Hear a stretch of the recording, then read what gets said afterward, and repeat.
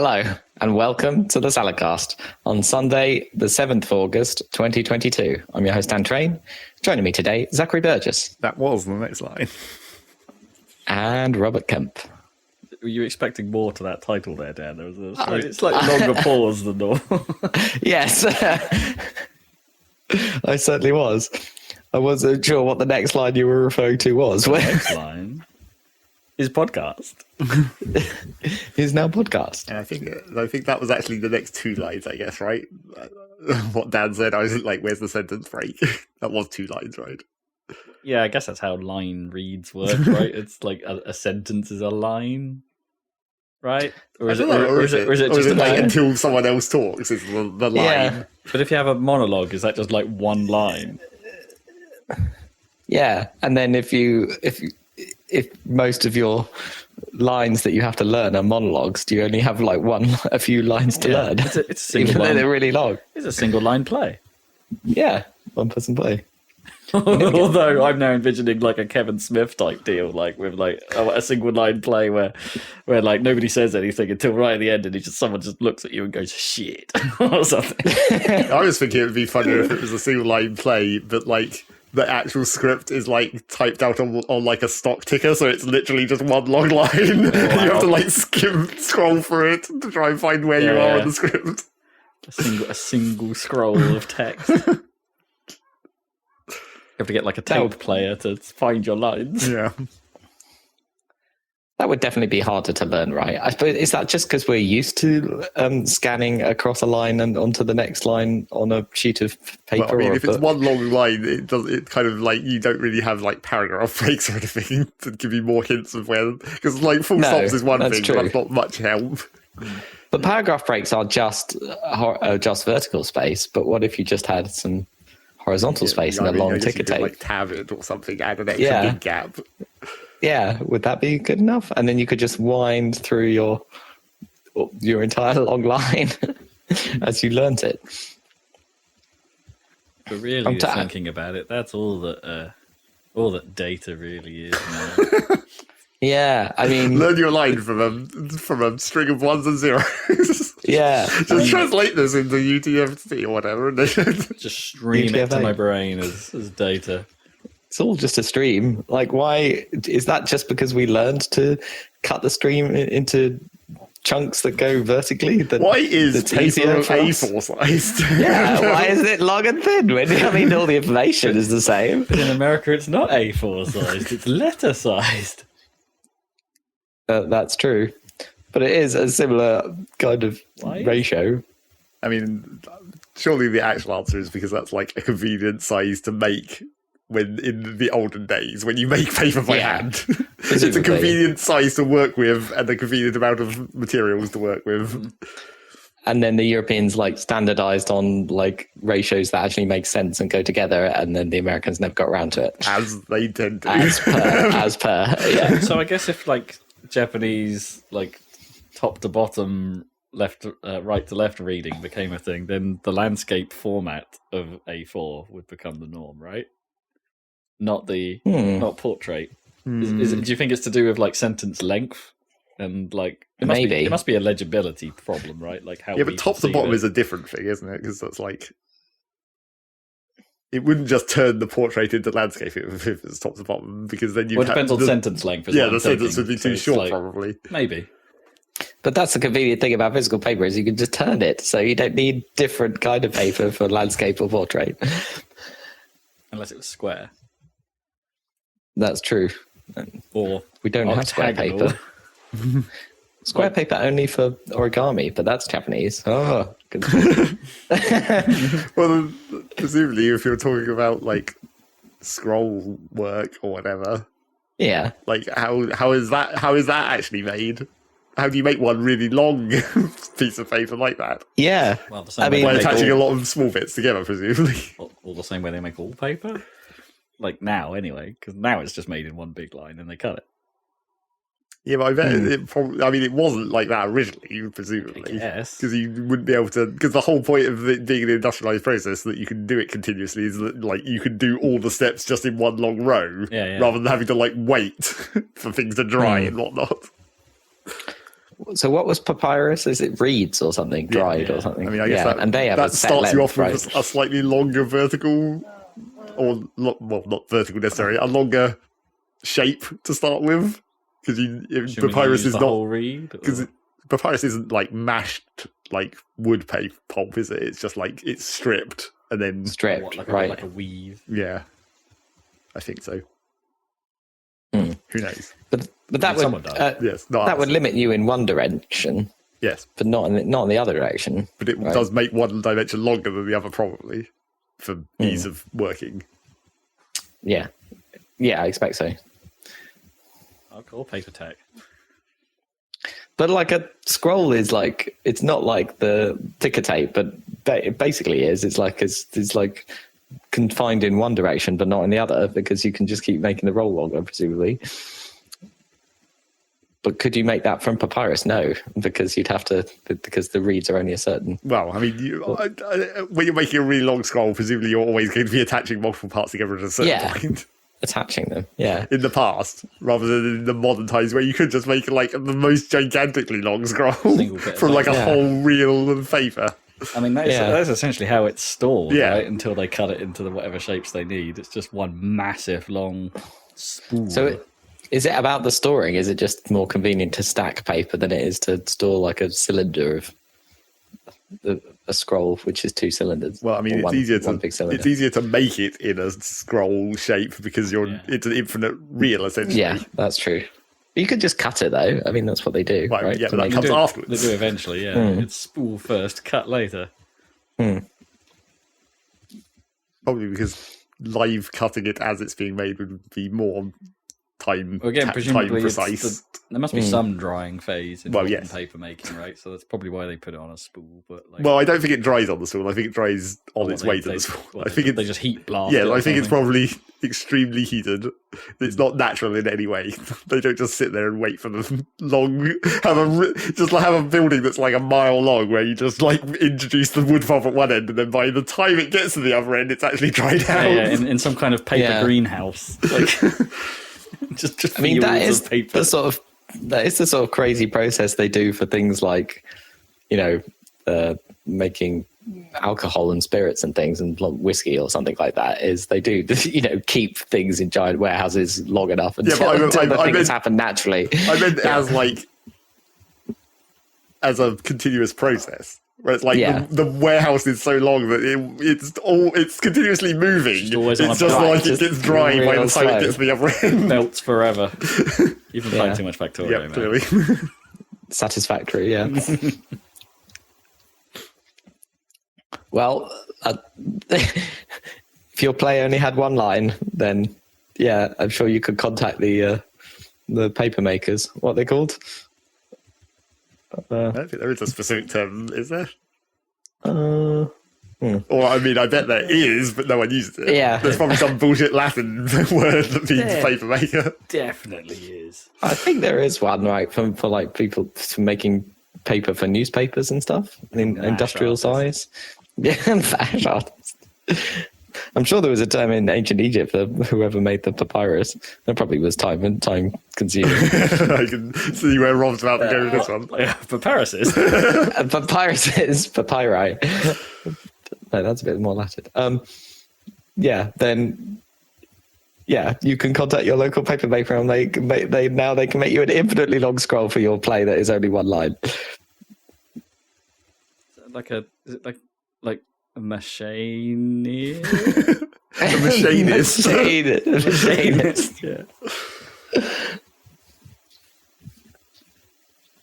No, I suppose mache isn't that? So that's what you do with the paper afterwards, right? I guess. You need paper. Like you need paper to mache. You don't mache to make paper. That seems a bit unnecessary, though. It's like you've turned it into paper, then you turn it back into mulch.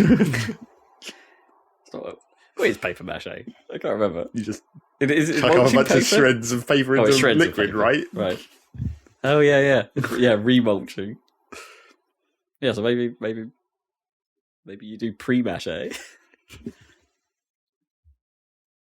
and that's just regular mache. It's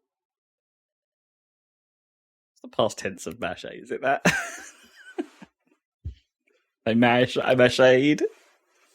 I'm macheted across the room. I mean, presumably it's I French.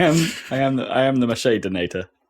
Presumably it's French, so whatever the past tense in French is. Mache donator. Yeah, I don't know. I can't remember my French well enough. The verb mache to paper.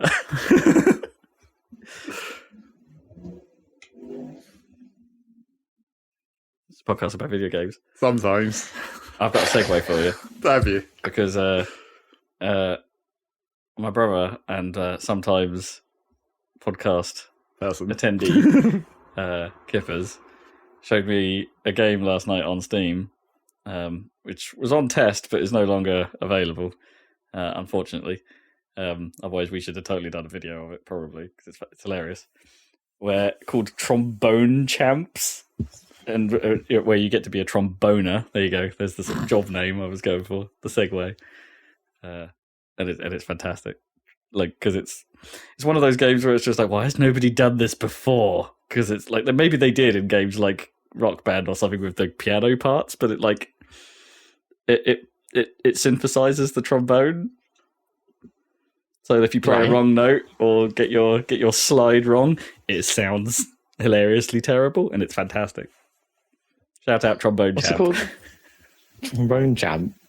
So is that no longer on Steam then? Or? No, it's not done yet. So they were just doing a little test weekend for some reason, and so that's no longer available. But there's plenty of videos out there of people playing it, and it is funny. But what if you want a trombone controller? I totally want a trombone controller. I mean, you could definitely make one for this. Man, if they don't do a VR control system for this, like where you just or move controller or something like that, where you're just like doing a trombone action. You don't want fake. You want a real shitty plastic trombone. Like slidey plastic. Yeah. Yep. I mean, what was the most bizarre from that trend of plastic instruments that you got? Because guitars and drums, fine, but there must have been some weirder ones. Obviously, there's the bongos from the Donkey Konga. Yeah, and what's it? Tatsujin no something or other. The big drum game. They put those out. Oh, before. the like taiko drum thing. Yeah. I think I've played that. Yeah. I've never played that on the real drums. It's like there's a version on Xbox that I think is on Game Pass. But I've never played that on a real big ass drum. That would be fun. I think Ho had the plastic controllers for one of those games. So I tried that. That was quite cool. I mean, no trombones. DJ Hero's pretty out there, right? Oh yeah, DJ Hero. Does that count as an instrument? Exactly. Not Dex. really. Is a turntable an instrument? That is a big question. I guess in the hands of I mean, I guess in that DJs, context of like scratching and whatever, that is kind of the instrument. I mean, you could technically argue that everything's an instrument in some capacity. Yes. Mm. And it was intended to make music with, but maybe not with the scratching. Probably wasn't its intended purpose originally. Probably is now. There were probably like turntables that are specifically designed for turntablists. Did you have one of those? Did you have DJ Hero? For a bit. It wasn't mine. I had possession of one for a while. It was good fun. It was hard as hell, but it was good fun. Yeah. That was kind of where it was teetering on the edge stage of being over that trend, wasn't it? Like Rock Band was in kind of full swing. I think that was when they realised it's like, we're out of ideas here. Or at least that Rock Band aesthetic is perhaps playing thin. We need to do something else if we're going to keep the plastic instrument trend going. And to its credit, they managed two of those. There was a DJ Hero 2. I suppose that makes it a success. Yeah. I mean, Rock Band went as far as doing the actual keyboard, right? Like a working keyboard. Oh, did it do the keyboard? Yeah, but that's just a keyboard, I guess. At that point, I don't know how quality that would have been. Because they could have done like a guitar or something. That's basically what a guitar is, like a Guitar Hero guitar. I'm sure something did do a keytar at some point. Such a weird instrument. No, I might be getting confused with because Konami did a DJ like game, arcade game that predated DJ Hero by quite a way. Of course, yeah. I mean, Guitar Hero was predated quite. What was it? Guitar Freaks or something? What was it? Oh yeah, was Guitar Freaks. Yeah, because that was the same Konami team that did that as well. Oh, and so that wasn't they might have had a little mini turntable on that arcade machine actually, and then it had like the sort of plasticky arcade buttons that you get that sort of old sort of not like fighting game arcade buttons, but like the ones that would be like square and have lights behind, that kind of thing. It had those in the shape of like a small keyboard. That's cool. I can't remember maybe that was just called DJ Freaks. I don't know. I can't remember what that was. That was pretty cool. But no plastic trombones, sadly, No to go with trombones. No trombone game. I mean, did they do like a conductor's wand Wii accessory for Wii Music? Well, that was just the Wii, right? Yeah, there's no actual accessory to that. You just wanted a longer one of those, surely. Tape a stick to the Wiimote. Man, that was kind of embarrassing with Such a letdown, what that actually getting was. so into it. Yeah. Some of that stuff from that period, if you look back, it's like, oh, that was quite cringe. There's an element of Wii Music that could have been cool, but it was not that. Because Sonic and the Secret Rings was better. Oh, it very much wasn't, but for comedy value, it totally was. So for I don't think we've had. We might not have ever talked about that on the podcast. Talked about it plenty. Really? References. Yeah. So Sonic and the Secret Rings had because every Wii game had like a mini game section on it, and one of the mini games was playing a violin, but it only really registered the rhythm of what you were doing. Like you had to do the sort of up down strokes with the Wiimote. To follow this pattern, but the pickup of the controls in the mini games, especially for Sonic and the Secret Rings, was pretty terrible. So it made that mode kind of funny to listen to. I mean, at least that one, the violin one, you could actually get it to work. Yeah, you just had to be quite rough with it, right? Like excessively.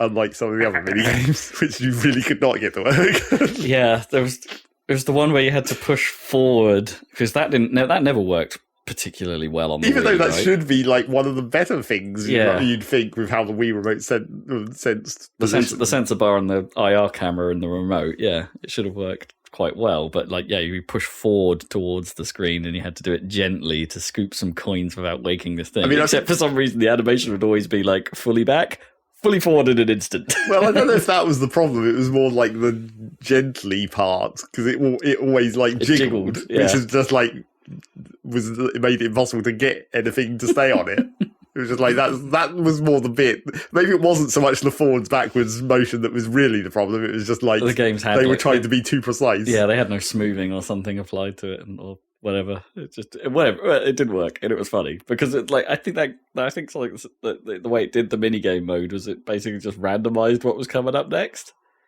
I don't think you picked what was coming, and so when that came up, you're just like, oh god. Time for everyone to fail. Time for everyone to fail magnificently.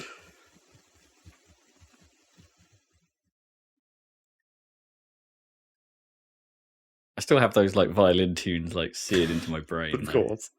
And I think they're actually available on the official soundtrack, like on Spotify.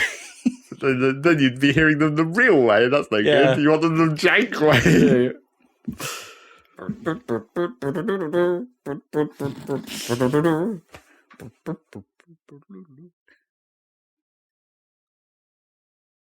I was listening to the Sonic Generations soundtrack the other day. Oh yeah. Oh yeah.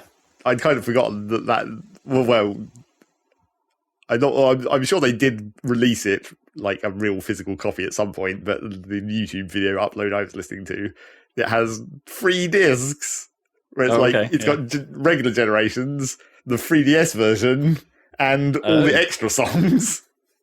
Oh, what, like the menu stuff? Well, and all the boss fights. Well, some of the boss fights, the side stages things. Some of the side stages are on their respective discs for the 2 games, but some of them are some of the extra ones. And then I think there's a couple of extra tracks that maybe weren't in the game, but I'm not sure I remember well enough. Like, you remember in regular Generations, there's the Metal Sonic boss fight, and it has the remix of Stardust Speedway, of course. Oh yeah. Well, on the soundtrack, there's the remix of the US version of Stardust Speedway as well. Oh, okay. As if that boss fight could have had that music, but I don't think it did. Maybe it was in the US. Well, yeah, that's what I mean. Like, yeah. maybe, but that'd be real weird. Had, They didn't do that for any of the other remakes of Stardust Speedway recently. No, I want to say by that point they were doing the thing that we realised Sonic CD was an oddity, so include both bits of music if you're going to include them. Yeah. Or make a choice, Yes. do one or the other. That would be weird. Maybe they considered both. Maybe Yeah. they asked the artist. I mean, maybe that's to what make this them, is. Maybe and it's then- like extra tracks where it's Yeah. like, this is a version that we didn't use. But yes, going back to that, I mean, It's kind of wild they did that for Sonic CD. Like, Yes. even to like make a completely different soundtrack for it. well, I mean, yeah, I suppose. At the time, it was kind of weird, especially because it was burning a CD as well. Well, yeah, and it had to be Red Book audio, right? So it had to actually be a CD track. Yeah. But listening to that music, the thing about every time I listen to that soundtrack, I'm like, okay, here are the good songs and here are the less good songs. But then when That Chemical Plant remix, for instance. well, yeah, It's pretty good. It's pretty good. Maybe not the best Chemical Plant remix ever. When you go back to listen to it, I was like, oh yeah, this is good, but I think it could be better. But then every time I think about Generations, You want to play Generations? well, there's that, but also then I'm eventually reminded that I own the 3DS version. I'm like, oh yeah, I do actually have that. Wait, you do? Yeah, I know. It's like I forget every time, and then as soon as I'm thinking about Generations, it's like, wait, do I have the 3DS version? Oh, I do. I don't remember that. The only Is reason, that like a different game? That yeah, 3DS it's version? different levels, which is why, which is how I come to remember it, because the 3DS version has water powers from Sonic, Oh, right. Had wisps that weren't in Generations. No, I mean yes, but no, because it has a different wisp in the the Generations on 3DS has Tropical Park as the stage from Oh, okay. Right. Colors, Yeah. but it Instead of Planet Wisp. but it also has a different wisp as well, because obviously Tropical Park in Colors it only had drill and laser because it was the first level of the game. Yeah. Whereas in the Generations version, it has like spikes, I think, Okay. or burst, which is a different thing Oh, altogether. Burst, yeah. Or Rampage. Like, whatever that had. Or was that Burst? I can't remember. No, Rampage was different. But yeah, it's just like. But the reason I'm always reminded is because of water powers, where I'm like, oh yeah, from fucking what was that game called? Sonic Adventure? No, not Sonic Adventure. Damn it. Sonic 3? The No. Double Shield? No, water powers from what the fuck is that game called? The DS Sonic Oh, Rush. Rush. That's it. Water Power. Yes, the water level. Oh, so the 3DS Generations had Water Palace from the previous Sorry, I thought you DS were saying games. Water Power. Palace. It's Palace. Yeah. As a nod to earlier, Well, yeah, because that was the whole point of Mobile Generations. games. It was like Yeah, pulling yeah, a different okay. level from From each game. each generation, essentially. did it do I don't know, levels from Sonic Chaos on the Game Gear or something? No, not quite like Because that. it was And mobile. They never go back to that. They never go back to Chaos. But that would be the reason to do it, right? They Wouldn't never it? go Because back to any of the Game Gear Sonics for that sort of No. nostalgia trip. No. Well, the Unless Game it's for Gear maybe a Sonics, music like, reference. all... That's about as good as you get. Occasionally, yeah, rarely, super rarely. Because were the original Game Gear Sonics, and everyone, just Master System ports, basically? Pretty much, yeah. or The whatever. Master System and But Game then- Gear versions were pretty identical. The same. But Chaos was just for Game Gear, right? It wasn't on the Master System, was it? I only remember the Game Gear version, but then Yeah. I wasn't really paying attention to Master System back No, I was just curious. Yeah. Anyway, that would have been the time to reference Sonic Chaos. Would have been. Yeah, I mean, I Sonic think that's Generations maybe they could have done that 3DS. with the 3DS Generations, is instead of referencing a different level from the same games, do Do more of the different handheld games. ones, yeah. Yeah. I mean, you get. I would, like every time I remember 3DS Generations, it's just like, oh yeah, this is a weird selection of levels because it has Mushroom Hill, which is like that's fine. That's a cool pick. From Sonic 3. Yeah. Sonic and Knuckles. Sonic and Knuckles. Oh, Sonic and Knuckles, sorry. And then it's got like, what is that level called? The seaside level from Adventure, the first level. What is that even called? Man, I don't know. It's With the whale. Palm Beach or something like But like that level has. I like that level in the Generations because it has both versions of the music for the two different versions of Sonic, of course, which is slightly weird because it's normally a like old school remix and then the modern remix, whereas in the 3DS version they tend to have the two different versions of the song that was on those levels originally, like in Adventure. I mean, to me, that just reminds me that Adventure was probably bigger in its original plan, right? Because those music cuts are so strange in the real Dreamcast game, where it just like halfway through the stage the music changes. Yeah, I mean, sometimes it made sense where it's like you go into the tornado and. I mean, maybe, and you get the whole end bit of that level is different. Yeah. But just make 2 longer stages. Like that's why I think it was probably cut at some point. They probably planned to do that, and then. Well, I mean, some of the Adventure stages weren't exactly short. No. Mainly because they were a pain in the ass to get through in some cases. Yes, some of the later ones. But yes, that is the trouble with Generations, is that like some of these levels I only play for the music because I don't like the level that much. But then that's what soundtracks are for. But then some of the level design on those. It was a weird period for Sonic, honestly, like because those like Rush and Rush Adventure are pretty good games. Yes, and then even though everyone seems to not remember. Yeah, and.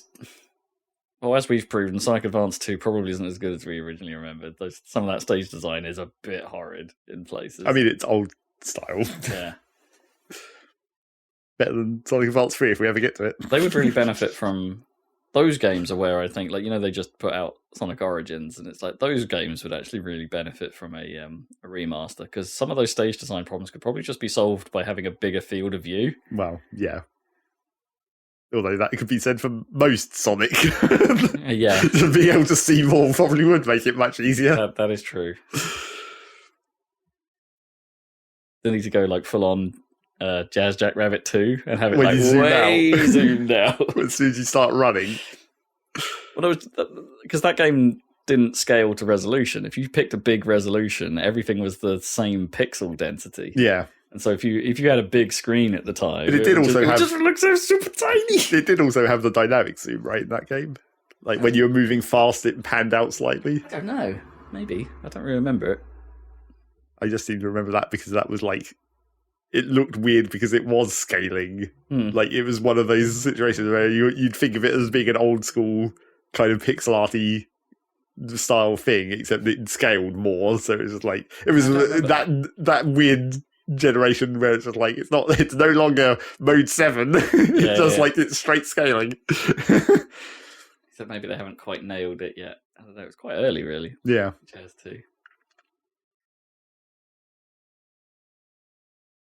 Anyway, Sonic Generations, you're making me want to play it again. Yeah, I know. But I did recently uninstall it because it's been on my PC for like years. Yes, I always, every time recently I thought about it and looked at it, I'm surprised it's not still installed on my system. And then that slightly dissuades me from playing it, but then I can just go and play the 3DS version, I guess. Because they put out Sonic Colors was also in that category of like, it's not the same game, but they did a 3DS Sonic Colors. Yeah. Yes, that was when they were doing that. They were making the paired game because they did that for Sonic Boom as well, didn't they? And supposedly the 3DS one is actually relatively good compared to the Wii U game. I mean, anything would be good compared to that Wii U game. But yes. Is that the one main, quote unquote, mainline Sonic game I haven't played? Sonic Boom. Feature video content. Yeah. I mean, I'm ignoring that BioWare RPG in that because I definitely haven't played that. Which apparently isn't that bad. Does that count as mainline? No. So that answers your question then. Yeah, it's a spin-off. And there's a lot of non-mainline Sonic games I bet you haven't played. Well, if we want to talk about fan made, then sure. Well, no, I meant even real ones. Yeah, because I haven't played Sonic Shuffle. You play Sonic Battle? Yes, briefly. It's bad. I played Sonic Rivals and Rivals 2. Yeah. They're not great. We made videos of Sonic Riders, naturally. Yeah. When that the only good one of those. Apparently the sequel was okay, and then that Connect one is dog shite. Yep. Because I reminded myself that existed the other day. That they made a Connect Sonic Riders game. Right. They didn't make one like the Tony Hawk's where you had to stand on a physical skateboard controller thing, did they? Yeah, what was that thing for called? Sonic? I mean, that would probably work better than what they tried to do in the Connect. Yeah, possibly. Didn't that board worked for it was a little bit tilt sensitive, but then also had like an IR, some sort of sensor by the side of it, so it could detect when you were doing like a push. I think it was just a button. Oh, really? Oh, that's even worse. I thought it had like a little presence sensor or something, or a motion sensor. Not like a proper "that's where your foot is" sensor, just to detect there's something there to do a push. Is it Tony Hawk's? I can't remember how that thing was supposed to work. Yeah, that sounds right. Right, man. I don't think we've seen nearly enough of that controller. That's Sonic news. There should be speedrun categories for that, for that controller, or using that controller in other games. Oh, that's true.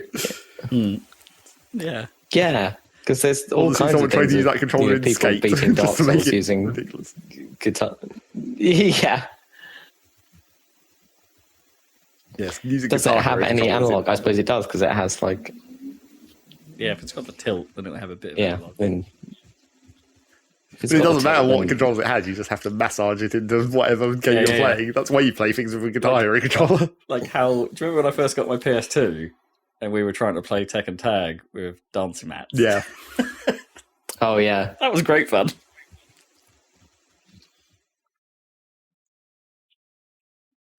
I enjoyed that.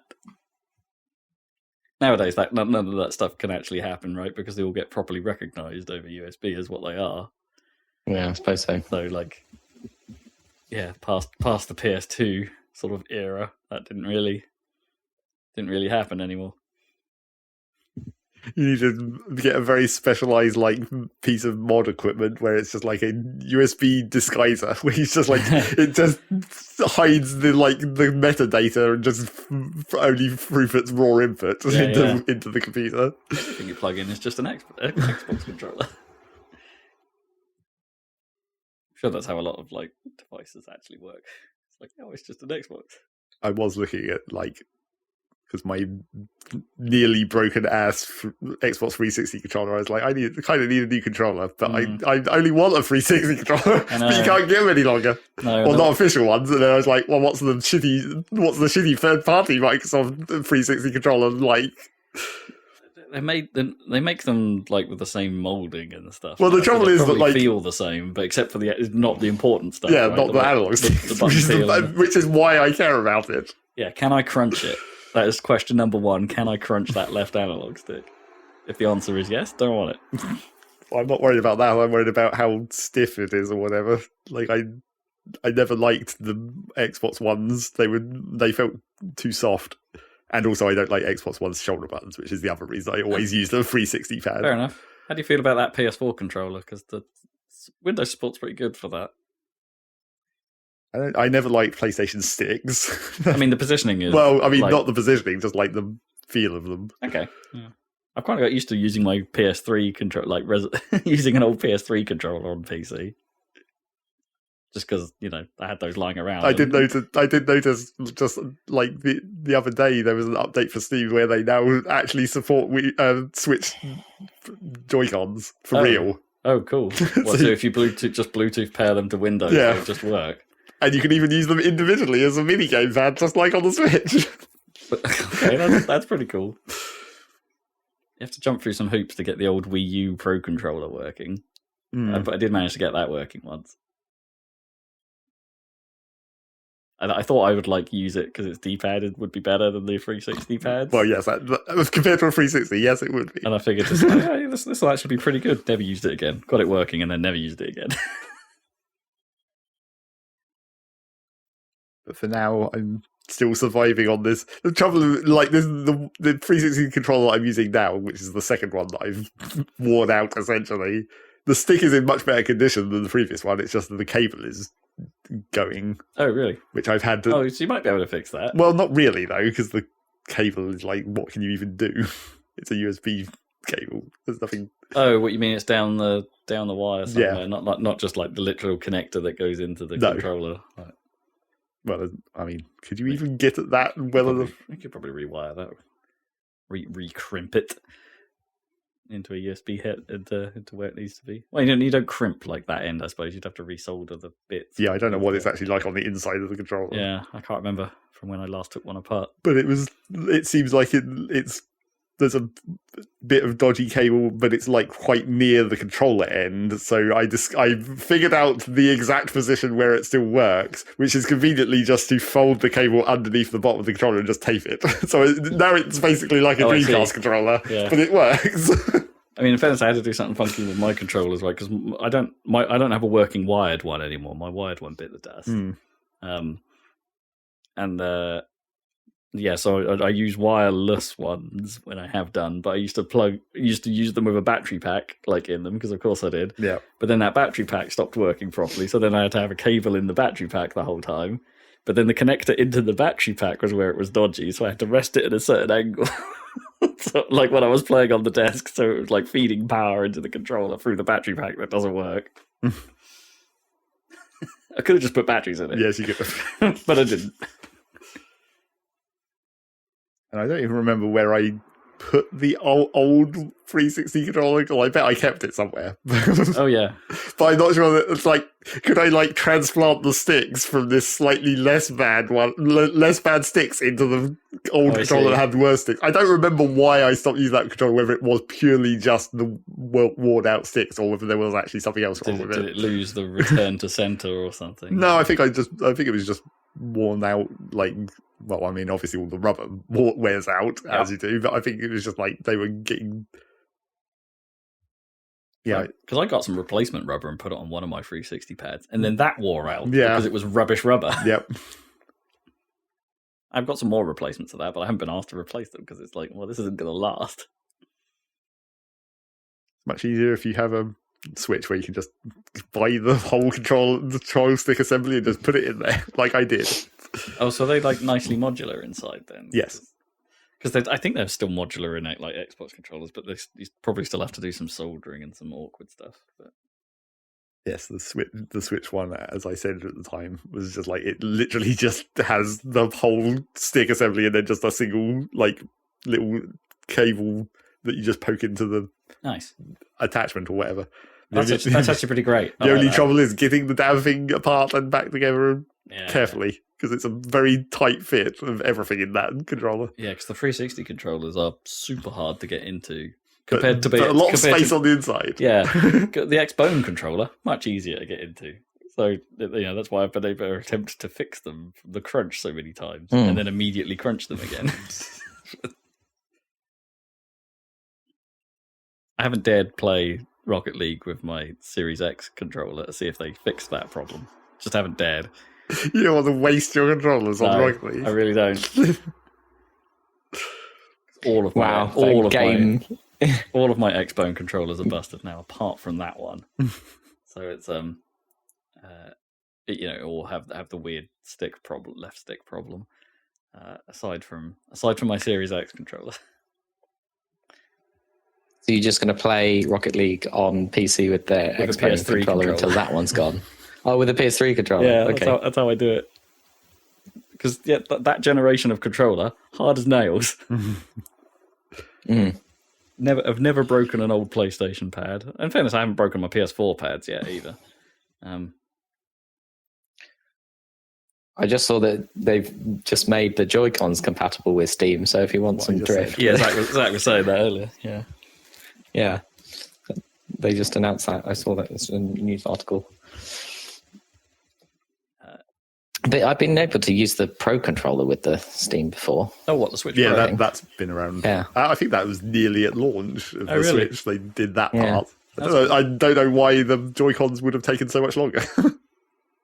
Maybe it's Yeah, because it's a bit weird. Maybe they didn't quite get how to pair them and have them separately at the same time, and there was some awkwardness around that. 'Cause Maybe. Right. presumably it's two Bluetooth devices that need to act as one. I Yeah, suppose. looks like you can use them individually with Steam and together.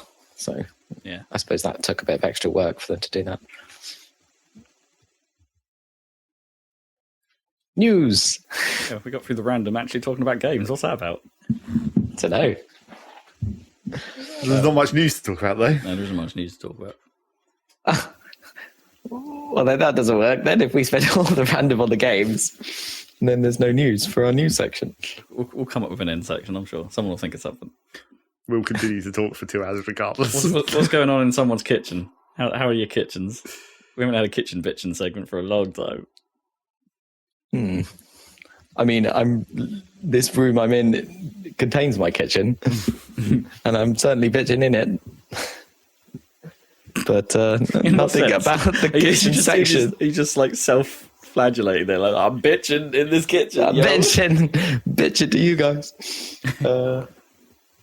And now I'm bitching. Yeah, exactly. I'm totally bitching. That's what I was thinking. Like, I'm bitching, man. Yeah, that's not flagellation. No, that's the wrong word. Oh, is it the opposite? Yes. So Okay. congratulations. Yeah. I've incorrectly played the opposite game.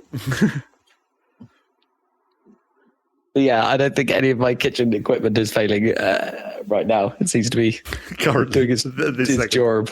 I can do a vague bit of house grouse, I guess. Bring back grouse. that. Because for some reason, so there's been a lot. We've been getting, over the past couple of years, we've been getting those little miniature power cuts that we get around here now, apparently, Yeah. which that's are attributed to engineers fixing faults on the grid or whatever. Except I find that. How do you know that? Well, because Or there's a website, you can just go and look up why Yeah, power but- cuts happened. They Oh, do, really? They do mark those as events now. I think they're forced to. Yeah, I mean, sure, it's regulation or whatever. Yeah. But I've never been convinced by that literal description. Well, I mean, when they say it's fixing faults on the grid, it seems to me by the way these power cuts happen, it feels like they're rerouting power, but badly. It just takes a moment or something. Yeah, because it always goes down in the exact same way, where it goes off. There's 3 seconds. Then it comes on for a second, then it goes off for 30 seconds, and then it comes back on. It's this exact precise off, on, off thing that it does, which is really annoying because my computer, when the power goes off the first time, and then 3 seconds later it comes back on, that's long enough that my computer still tries to automatically turn back on. And then when it goes off the second time and 30 seconds later it stays off, which means my computer annoyingly tries to do a boot and then immediately gets cut out again, which I can't be healthy for it, Right. I'm sure. But then what's happening recently in our house is, for some reason, these little power drops, when the power comes back on at the end, the fuse blows. Our entire house just gets off permanently after the mini power cut is over. I guess because everything's trying to. Yeah, turn that's back what I'm on. assuming. Yeah. I mean, well, I say the entire house, but it's actually one of the two One of the circuits. rings, I blame the hot tub. Because, I mean, obviously. yeah. Yeah, that'd totally do it. That'll probably do it on its own. Yeah. Those things just eat juice.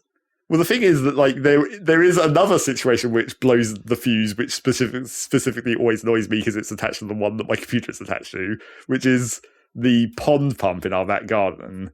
It has a cable that goes just through the back wall of the house and into a regular plug, and then it's got one of those special isolator switch things on it. But if you literally touch that plug in any way, it just blows the fuse. Wow. That can't be good. Well, that's what I keep saying, but it's just don't touch it. It's well, yeah, I guess.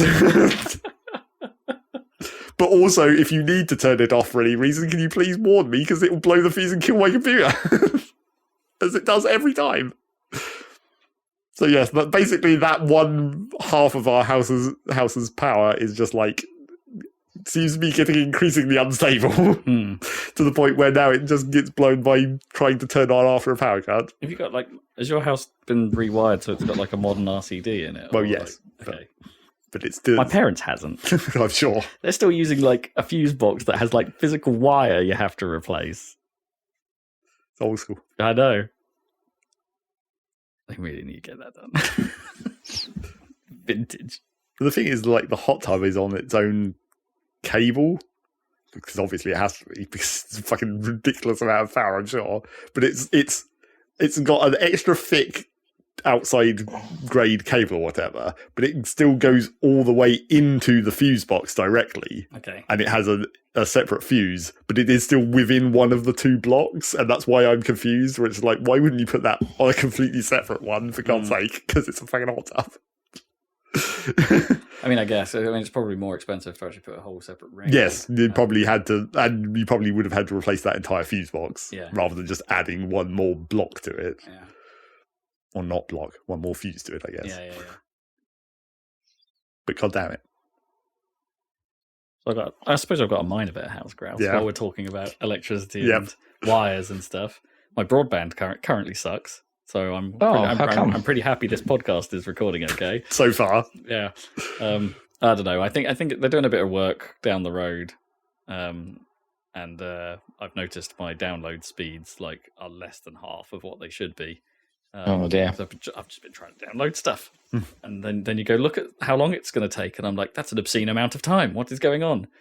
I'm sure it's not an obscene amount of time at all. It's a few hours sometimes, but admittedly, I was trying to download 15 gigs today, and it took several hours. And it's like, well, okay, 15 gigs. I should probably expect that, but yeah, it was still. You just look at Steam or whatever, and you see the download rate, and you're like 1 and a bit megabytes per second. That's rubbish. You can do better than that. Yeah, I guess that is kind of rubbish. That's rubbish. So yeah, the Ookla speed test says I've got about 20 megs, and it's like, yeah, I know people shouting with yeah, I've got a 100 meg connection. No, fuck you. I've got. It's supposed to around here. It's supposed to be a max of 70, and I've historically got about 50 something. Yeah, my house theoretically has 70/50, but then I'm on wireless, so I get crapple. Yeah. Whereas I'm not. I'm wired in here, totally. This room is wired, so there shouldn't be any Wi-Fi mistakes in the air. That's what Wi-Fi does. It just has a little mishap in the air and doesn't quite make it. So yeah, I've spotted whilst we've been talking. Yeah, actually, that's I'm with PlusNet, and I don't want to really badmouth them too much before I get down this line too much. But it's they don't have a very good way of getting initially in contact with them. You go on their website, and it's do you want to report a fault? And it says, well, the easiest way is to text help and your phone number. So this it's that is not the easiest way. No, I'm on the website already. Why is it easier I not just to report it to you? Yeah, from here. Which is terrible. I mean, I suppose technically, if you want to report a fault when your internet's out, the easiest way is to do it by phone. Well, yeah, but then if I'm on the website, I've clearly got means by which to read the website. No, because you could be going to the website on your phone, and then which would be fine. Well, if you didn't want to waste your data and you wanted to use text instead, or could it be at someone else's house like that? Yeah. Or my speed is down. I've still got the internet. Yeah, so it's not the kind of fault that they were talking about. They should definitely have that kind of reporting though. Just let me do it there. So I did that. They haven't got back to me. So that bloody worked. The easiest way is for it to not work. Well, that's true. The easiest for them is to not have anything happen. Just to not answer. Yeah, so I've had to go through their forums, which is a public posting of your problems. So that's slightly awkward. But then through that, and reading other people's problems, I did find you can do a BT wholesale speed check. They have their own. They have their own thing where you put your phone number, your landline number in, which I had to look up because I don't use my landline. We don't have a phone plugged in. I don't own a phone, a landline phone. I don't have one. So I had to go there, look at that, plug that in, and then BT will go and check your line. And it came back with 3.5 megabits through the BT wholesale checker, and I'm like, okay, something's clearly very wrong with this line. So yeah, put that on the public forum as well. We'll see what happens. But that's annoying that you have to go on public forums to try and get. It seems the worst things to happen. It seems the worst. Well, it's just like PlusNet have been pretty good with me. Like honestly, like yeah, it was a pain in the ass when I had to transfer the connection to here. That didn't go so well.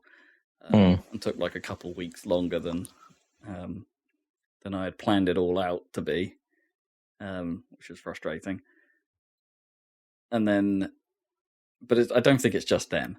You know, all broadband providers seem to be rubbish at this. What, transferring you? Well, transfers, problems, anything to do with the actual real line or anything like that. They are just awful at dealing with it. And it's, I'm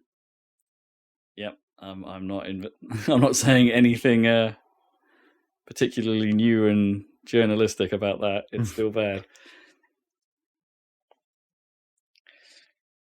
That said, it's not bad enough that I can't use it. That's I shouldn't complain. Yeah, it's still working. We're still recording a podcast talking right now, and we're I can recording.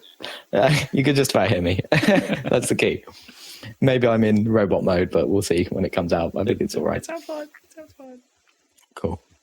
I looked up this power cut map, and I can't see anything about Needham Market, but I can see that the Barlows have no power. Currently, yeah. We estimate your power will be back on at 6 p.m. to 7 p.m. I did see that they were doing work on the power line that knocked out my power for a couple days, like in winter. Do you remember I mentioned that? Like, yeah. They've been back having a look at that line. So maybe it won't happen if the wind gets bad again.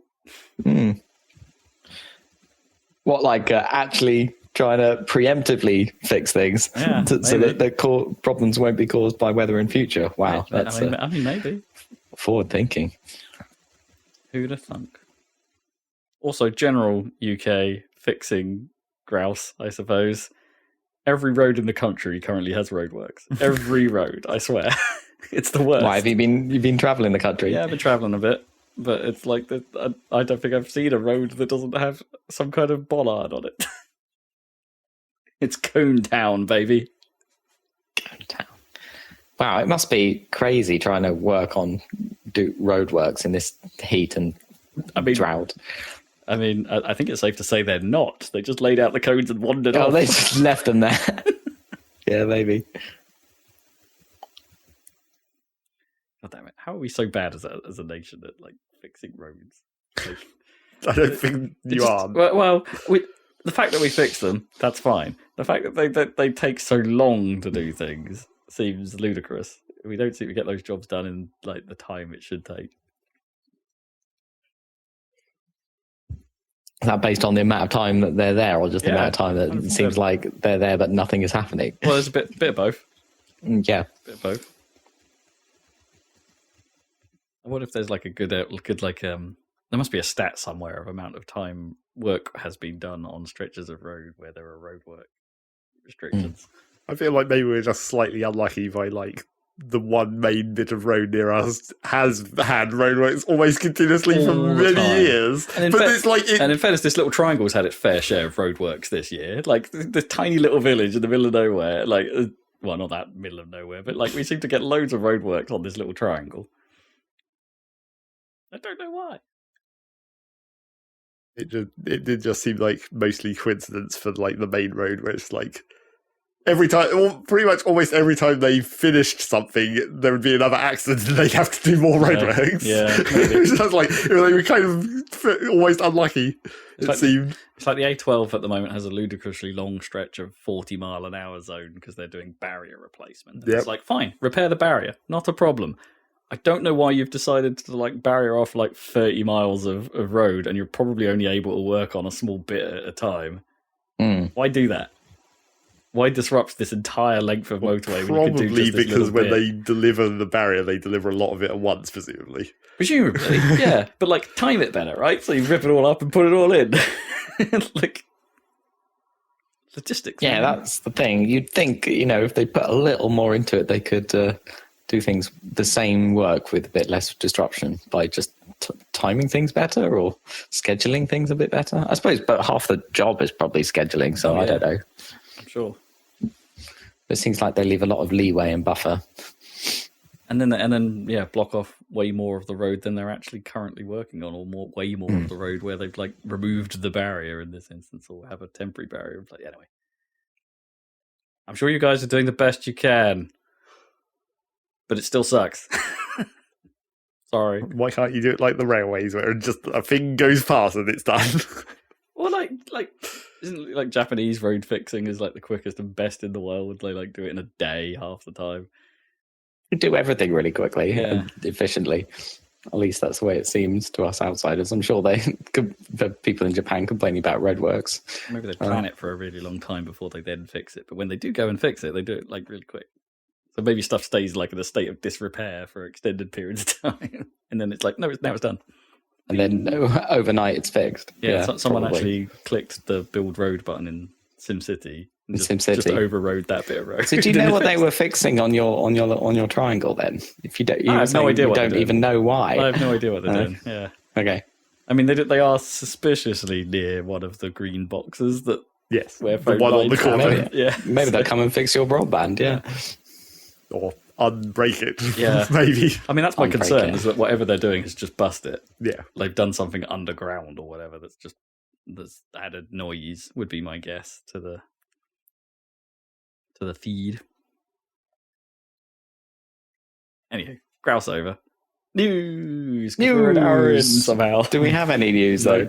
Small bits of news. But wait, why is this? That's the wrong page. You're going to say Bayonetta. I was about to say Bayonetta 3 is still coming out this year. Yeah, we know that.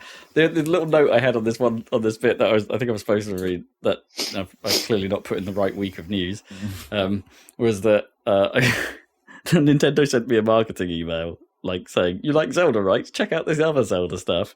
And on it had Breath of the Wild sequel, and they said coming out later this year. And I'm like, no, lies. no, you can't, you don't do that. Later this financial year. Yeah, probably.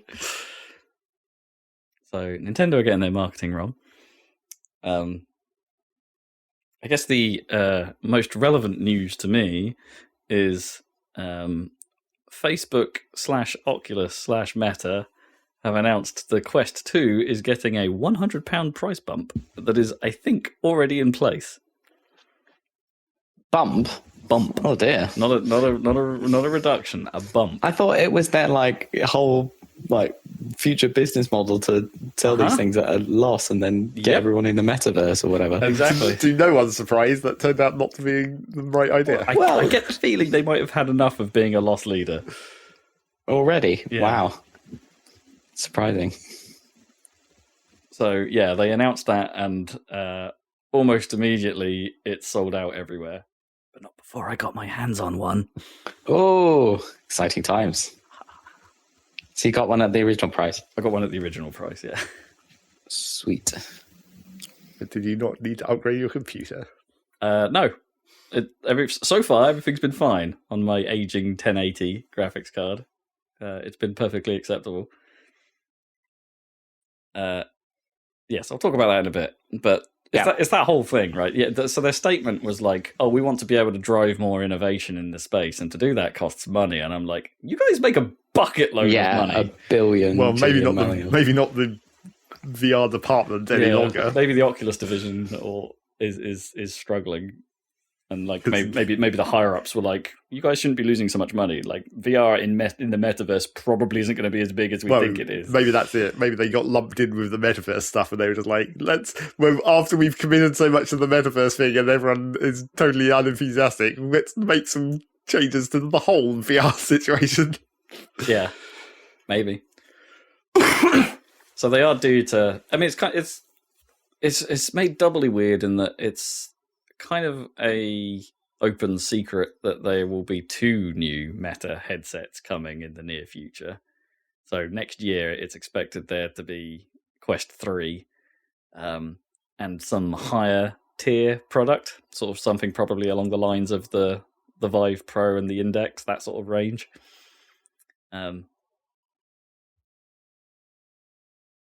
Wait, is it the Vive Pro now? HTC put out another headset, didn't they? I don't know. I can't remember. Is it still the Vive? Is that still the thing? Anyway, yeah. So like, it seems odd that they would bump prices now, like, and if these new headsets are probably not that far away. Maybe they're just like trying to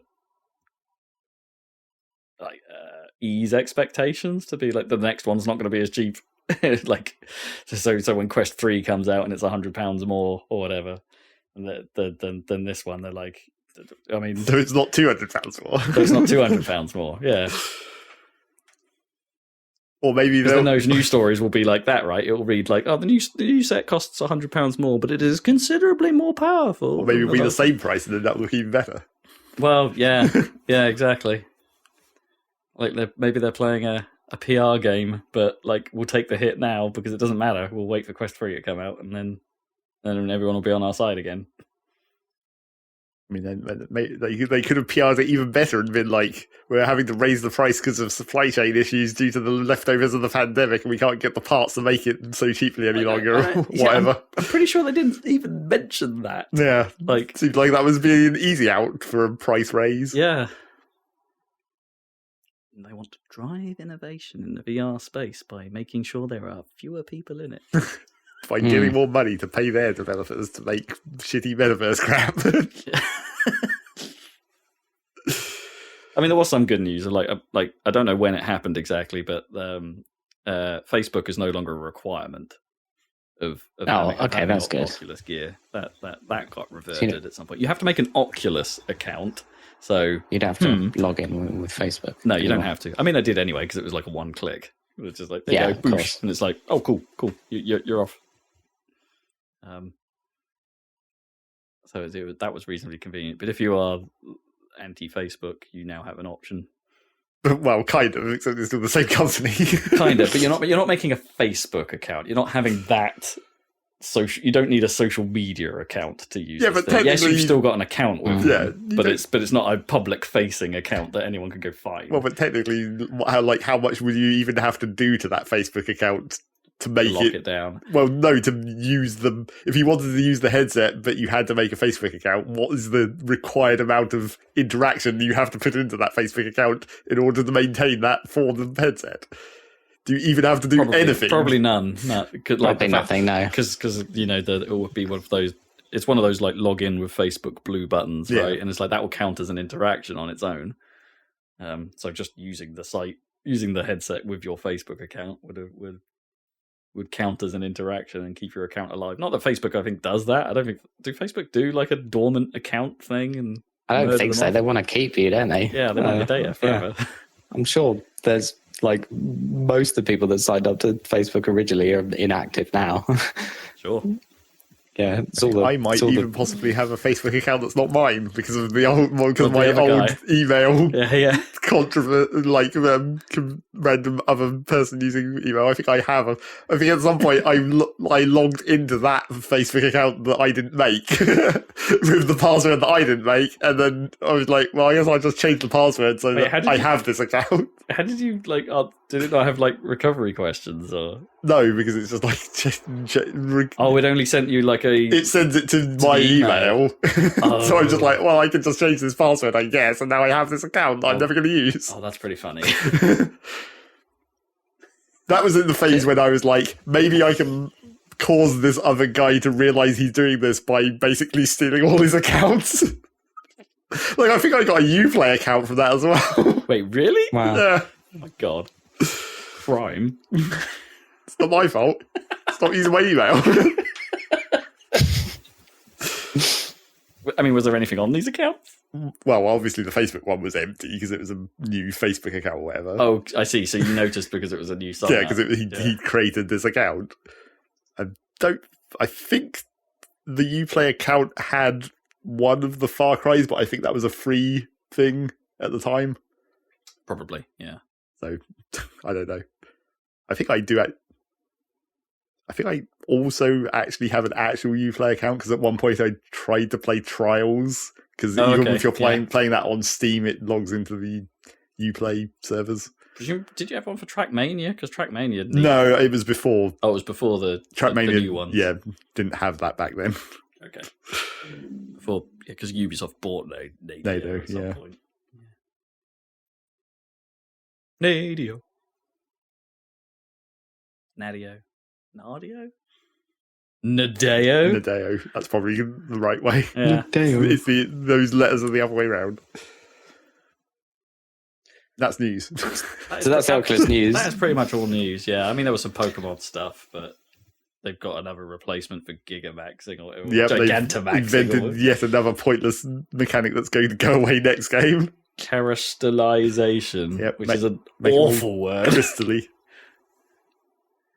Terrestrialization. And my tongue dislikes it. And it does look exactly like what you would expect, where they took Sword and Shield and they took Arceus and they put them together. Mash them together. I mean, yeah, good play, honestly. Well, theoretically good play, except it's another clearly like rushed, like just they need to take a break. For God's sake, it does seem pretty soon after Arceus, right? So this must have been. And after the Sword and Shield DLC, even. Right. Yeah. What's the combat more like? Is it more traditional? Or well, more they like haven't really Arceus? shown. Well, they've shown like visuals of combat. They haven't really shown like gameplay. Because I mean, Arceus's combat, if you were only looking at like animations or whatever, does look like normal Pokemon combat. It's just slightly different in the Q system and the alternate moves and that kind of thing. Right. It's not all that different, but it is slightly different. It's obviously in the world a bit more, and there's some balance. I mean, because sometimes the Pokemon's attacked you as the trainer. I don't think they intentionally target you, apart from. This is what I understand of Arceus. They don't intentionally target you in a battle, but if you're in the world, if you haven't deployed your Pokemon, then they will attack you. They'll come at you. Okay. They get distracted by Pokemon. Well, yes. Once you initiate a real battle, Pokemon weirdly bound to honor, I guess. on a code, guys. But yes, it does indeed look like another Pokemon that they're rushing out too quickly and is going to be probably exactly the same as it always has been. Well, it can't be exactly the same. Like, it'll be more different than Sword and Shield, right? I guess. Maybe. Like, this isn't like a DS game that they ported to Switch, is it? Not this time. No, but I mean, it doesn't look like they've. I mean, it is hard to tell because until we can see. It's mainly the transition from like being in the world to fighting that's the problem, because like obviously in Sword and Shield it was more traditional, like you go into a battle scene, and then in Arceus it was like you just throw out the Pokemon. But in the world. But in Arceus's world, it was like more designed for that than a regular Pokemon game would be, because the whole point of Arceus was more capturing than battling. Yeah, it was leaning on the go side, right? Yeah. So, and then in a like a mainline Pokemon game, you actually have to, that grinding the battles is half of the game, really. So it's going to have much more reliance on getting into fights like over and over and over, rather than just capturing everything as soon as you see it, which is how Arceus more or less worked. You just throw Pokeballs at everything. Presumably, if they use what they've learned from Arceus to solve. Not that I'm saying that it was completely solved, but like the performance issues of the open area, right? From the first... I don't think Arceus solved anything in that regard. No, did it still run like it ran real crap? bad? Oh boy, it had all kinds of texture popping. Rats, because that's the. I think if they solved that and had it at least vaguely stable, then that experience would be fine, or a bit more fine. Yes. I mean, because it was really bad in like Sword and Shield, right? Well, the problem with Sword and Shield in general is just like the world design. Just like they made an open world and then it was extremely empty. Like more so than you would expect. I mean, it's like here's a big open grass field, and sure, there's not that much to it, but it still feels even more empty than that should feel. In fairness, that's. I mean. Do you remember when people complained about Final Fantasy 13 being too linear? Yep. And then they had that bit where it's like, oh, here you go, here's the open bit. Yep. It's basically just a grass field. Yep. But at least in Final Fantasy you get random battles to constantly kick you out of that grass field. I think you did in 13. I thought. Oh no, wait, yeah, 13 they actually had them in the world, didn't they? Yeah, I think by that point, from I want to say 12 onwards, like random battles haven't been a thing. They've all been visible. So yeah, I don't know about this. I mean, I don't think it's going to get me again. I think I need at least one more game before I'm likely to play Pokemon again. We'll see. You're going to give it some time. That's how it goes. I managed to resist for a certain number of games, and then eventually they get me. In fairness, it's not like the Nintendo schedule is not packed this year. Like with Bayonetta and Splatoon on the way. Yeah, but the schedule for Pokemon is the same every year, and that's the problem. Yeah. But I mean, you've got other Switch things, is what I'm saying. Wow. There's other Switch to be had. And none of us have played Metroid Dread yet, which No, feels like a mistake. I really should get around to that, probably. Yeah. I remind myself of that every now and then don't do anything about it. I really haven't played any Switch games apart from it's funny. here. Apart from Hyrule Warriors. Yeah, right? apart from Hyrule Warriors for quite a while. It's funny because you had the demo of Metroid Dread, so it should have been enough to get you hooked. Well, yeah, I mean, I said at the time, I was just like, Would have thought. I've said at the time I was probably going to play it, but I was just like, I'm not, the price was a bit much, I felt, but I mean, that's never going to change because it's a Nintendo game. tax. Full price, right? Yeah. You never know, maybe I can find some like 10 quid reduction on Amazon or something. Yeah. Sometimes you can get away with that. And if you're really lucky, like you can get like secondhand copies on eBay are still, especially if you don't mind getting a physical version, that's fine. That can happen. But you're not going to get huge discounts on Nintendo stuff, especially Nintendo's own stuff. No. And I'd have to get a physical copy because all my storage is full. Yeah, right. I actually bought an SD card for my Switch. I mean, I have one in there. It's just not really? a big one. Okay.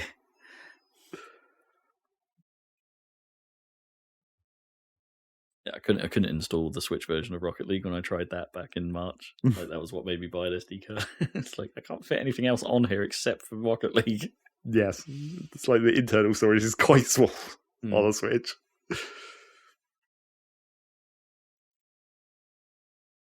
I might try their voucher thing. They still do. Oh, that. right, the two games games voucher thing. Yeah, because I'm definitely, I'm not going to be able to hold back. Bayonetta 3 and Splatoon 3, the threes. Right. I'm going to have to get a pair of threes, and so I might get a pair of those voucher things and see if I actually save money. Yeah, I guess that could help, I suppose. Because we can at least guarantee 2 Switch games to get within the next year. Yeah. At least 2. And then whenever Breath of the Wild 2 comes out next year, that's a lock as well, pretty much. You're going to finish Breath of the Wild 1 first. I need a copy of that. Well, yes, that is the problem. I need Dan's physical copy, right, to make that possible again. Because you've got a digital Yes, one. I've got a digital one. Yeah. Or you just take my Switch. Because I'm not using it. True. It's in my Switch. It was on my Switch, wasn't it? My save. Well, we transferred it off my Switch onto your Switch. Yes. Oh, okay, we did that. Yeah. That is the problem. Good. You would need to actually have the physical copy to do that. Yeah. You can't just take my Switch. No, unless it cloud saves that. I'm pretty sure it. Well, I don't know. I haven't looked at Nintendo's cloud save offerings for ever, basically. Yeah, but I bet I have to load it, at least launch the game on the Switch for it to then cloud save it. Yeah, probably. But then cloud saving is only really for backup purposes. It's not for having your profile everywhere. No, because obviously Nintendo doesn't want that. Ugh. How far did you get into Breath of the Wild? I can't remember. I've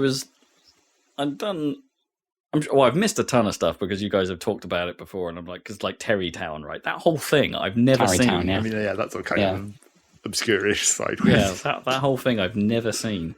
But like in terms of the main progression, I think I was just faffing around in the world for ages before visiting Hyrule Castle. Right. I've so you've done never all the main been stuff. there other than in Hyrule Warriors. Well, sure, but you don't go to Hyrule Castle until the end, right at the end. Right, yeah. Basically. I mean, you can kind of sneak in the dock at the back, and there's a shrine there and stuff. You can go there whenever, really. Arguably, yeah. It's just one of those things. It's like it's been so long at this point since I've played it. It's like I feel like I've forgotten everything. Yeah, probably. It's gonna be it's a hard game to go back and replay, right? Because it's like, well, there goes another 100 hours. Well, I mean, if you wanted to go back and replay, you just have to just intentionally have to ignore as many shrines as possible. I mean, you need to do some of them to get some out of health, probably, but just go straight to the Divine Beast until you catch up. Or do them in the better order. Air first, get the Rivali's Gale, and then be good. The good climb.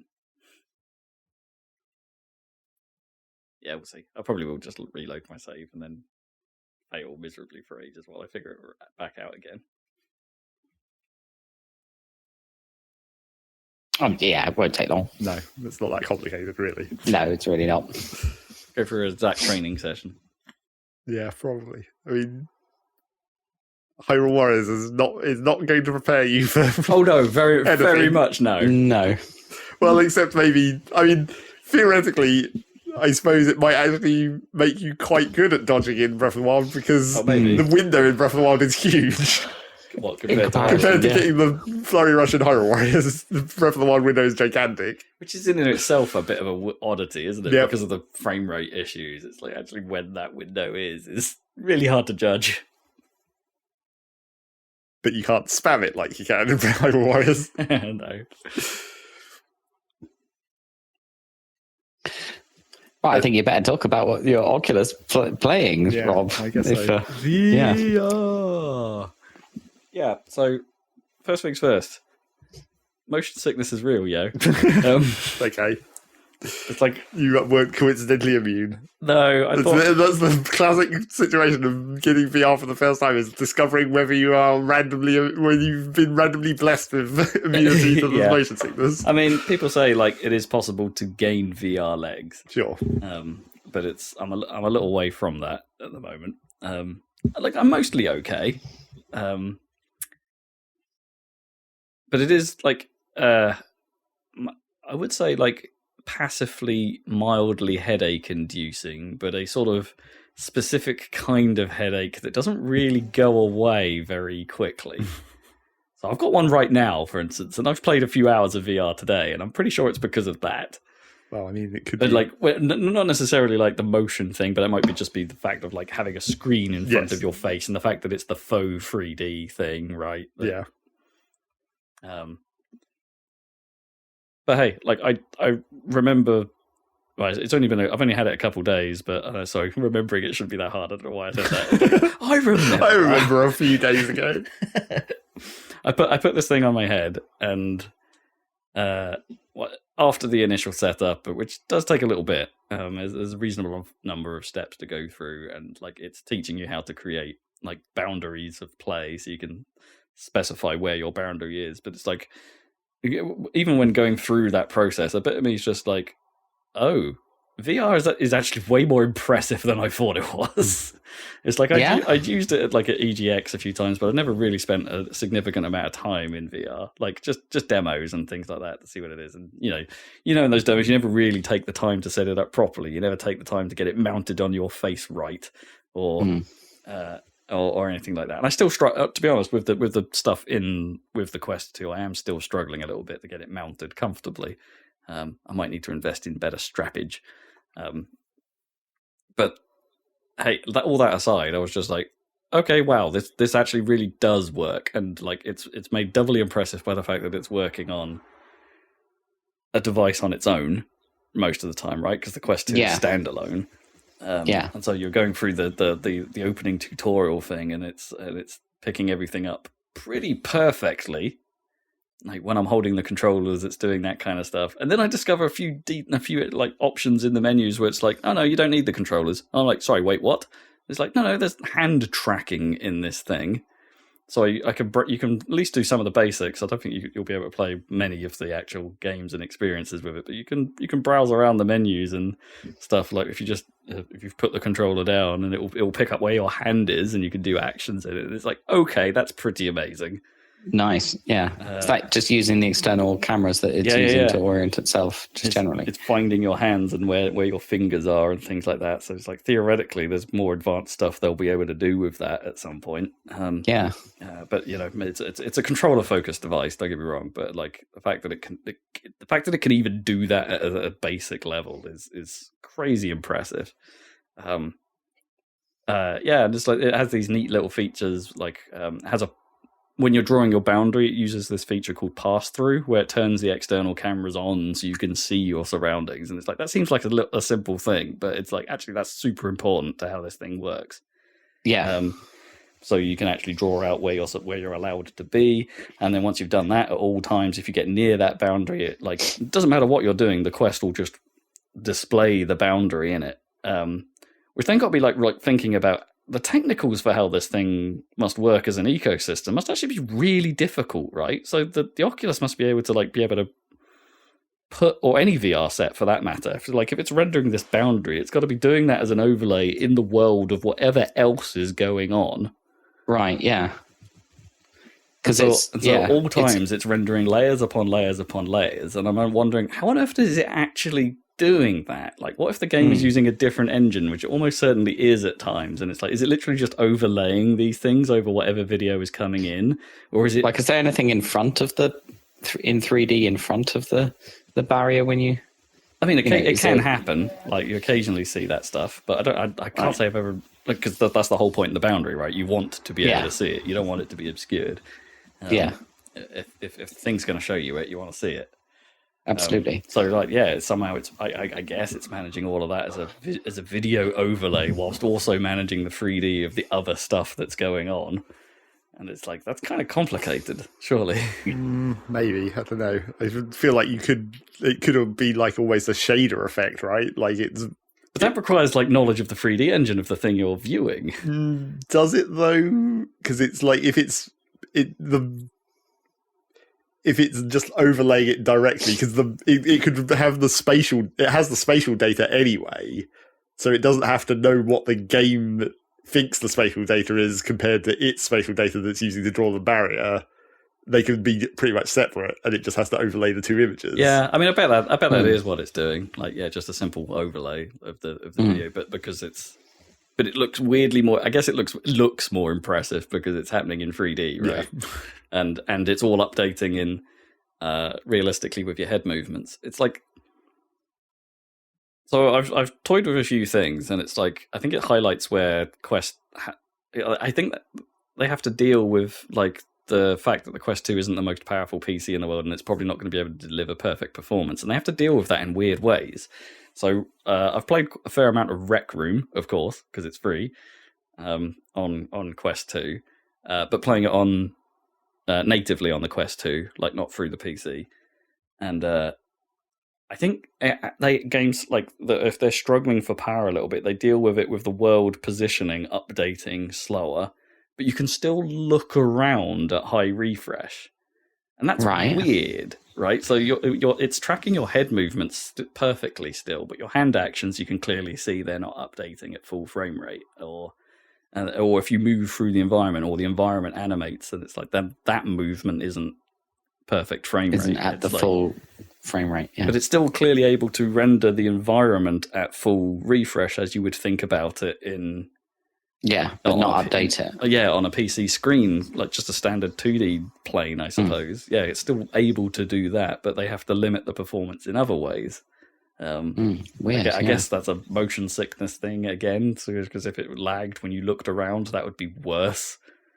Definitely worse, yeah. And obviously they do resolution scaling and stuff like that, which you can see very easily at times, because it's...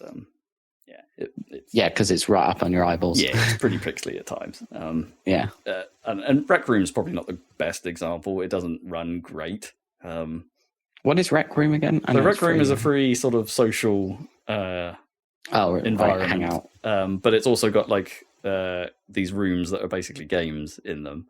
And it's supposed to be one of these like collaborative things where people can make rooms, they can make their own games, they can make their own like experiences, they can make art if they want, and it takes you through this when you first make your account, and it's like, here, go through here, you can do this, you can do this, you can do this. So of course the first thing I did was go into a game of paintball. Sure. And okay, so Rec Room is one of those games where you can either use the teleport mechanism, but you're not going to do well if you do that. Like, because you've got to look where you need to go, you need to press a button to go where you need to go. That takes time away from just moving and shooting. So it does offer the ability to like move with the stick as well. So this may be your first introduction into Swimmy Land, because obviously your head is now moving around in space when you're not physically moving, and that's where motion sickness comes from, and it's weird to say the least. It's a strange feeling. I have had that before when I've done EGX demos, but where I've been stood up and using full, like, just a controller to move around in this world, and it does make you feel slightly odd.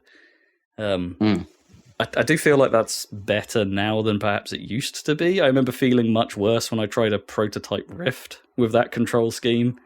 Right. Prototype Rift. Yeah, I mean, what kind of frame rate and sort of resolution was it back then? Oh, I don't know. But it was a fairly low res. Back in those days. I think it was some walking simulator. I was playing at EGX and was using like a PlayStation controller potentially to move around.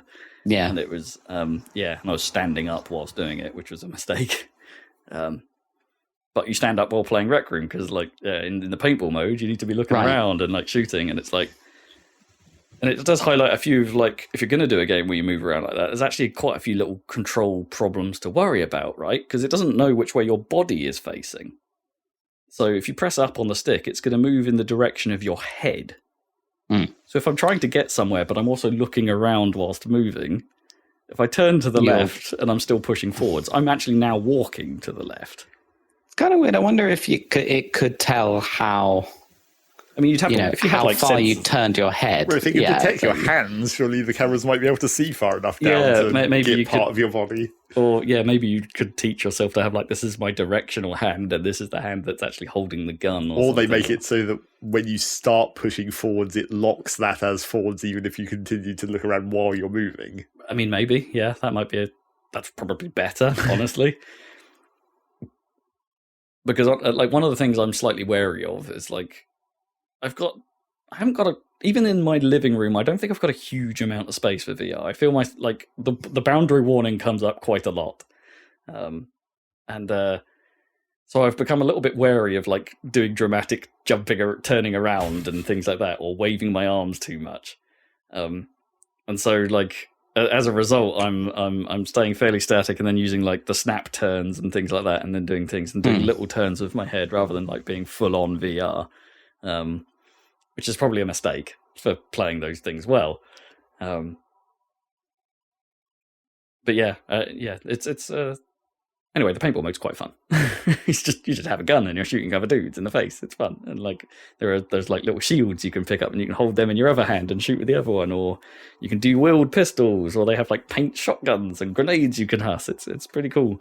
Oh, they put quite a lot into it then. Yeah. There's like a dodgeball game where you like run to the center of a court, pick up a ball, and try to huss it at the other team. It's dodgeball. It's what you think. Oh, nice. There's I haven't tried any of the like user generated content in it yet, but yeah, Rec Room's quite expansive. Is Rec Room related to the metaverse stuff or whatever? No. It's a completely way older. Yeah, it's way older. It came out in the early days of Steam VR.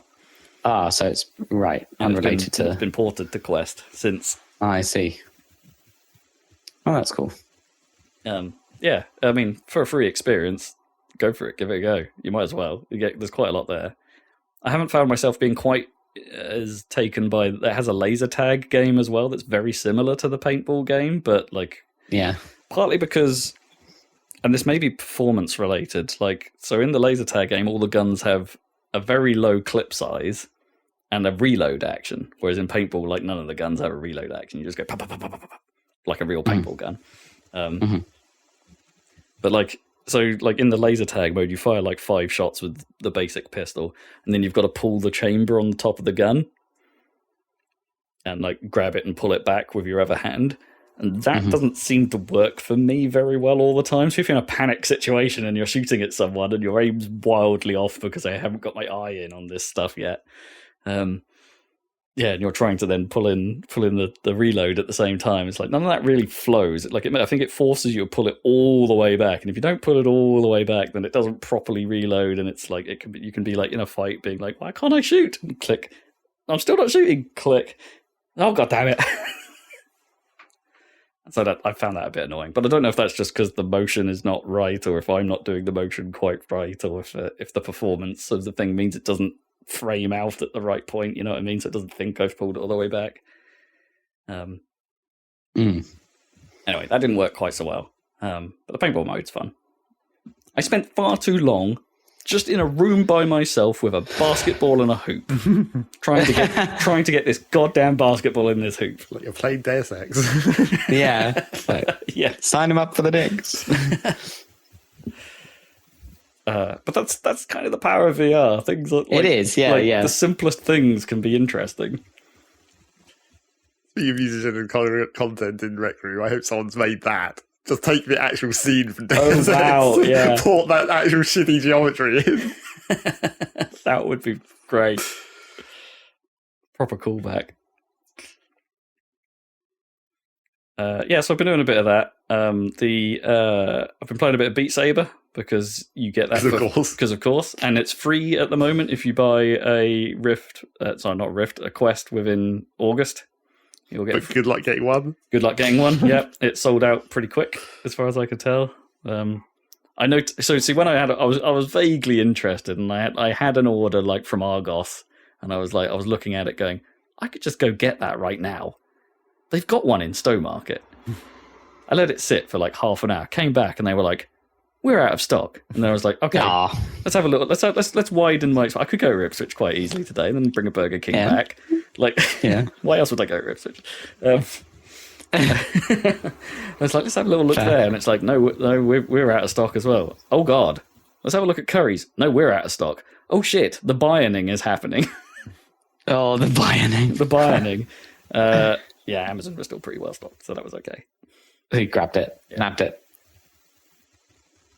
So anyway, Beat Saber. I mean, I don't really have a huge amount to say about Beat Saber. It's exactly what you think it is. Like, you're slashing at the blocks. It's one of those rhythm games where it has that point in time where it goes from being too easy to far too hard really quickly. Like it's just an inflection point. Yeah, where you suddenly can't deal. And it's I'm having that same thing with it. Like, it's been really, really easy so far going through. It has a campaign mode where it takes you through the levels, and it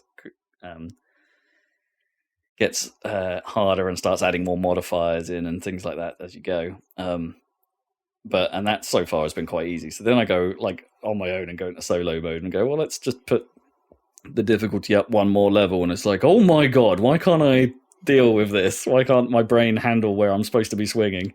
So that's Beat Saber. Also, I want to figure out, because I'm sure I've heard that game has the ability to like mod in custom tracks, definitely. But I don't know how you do that on Quest, because all you can see in the game is like, buy these music packs. Hey, spend £13 to get some Lady Gaga up in here. And it's like, so yeah, it'd be quite nice to figure out how to do that. If it's even possible on the Quest. Like, maybe you need the PC version. But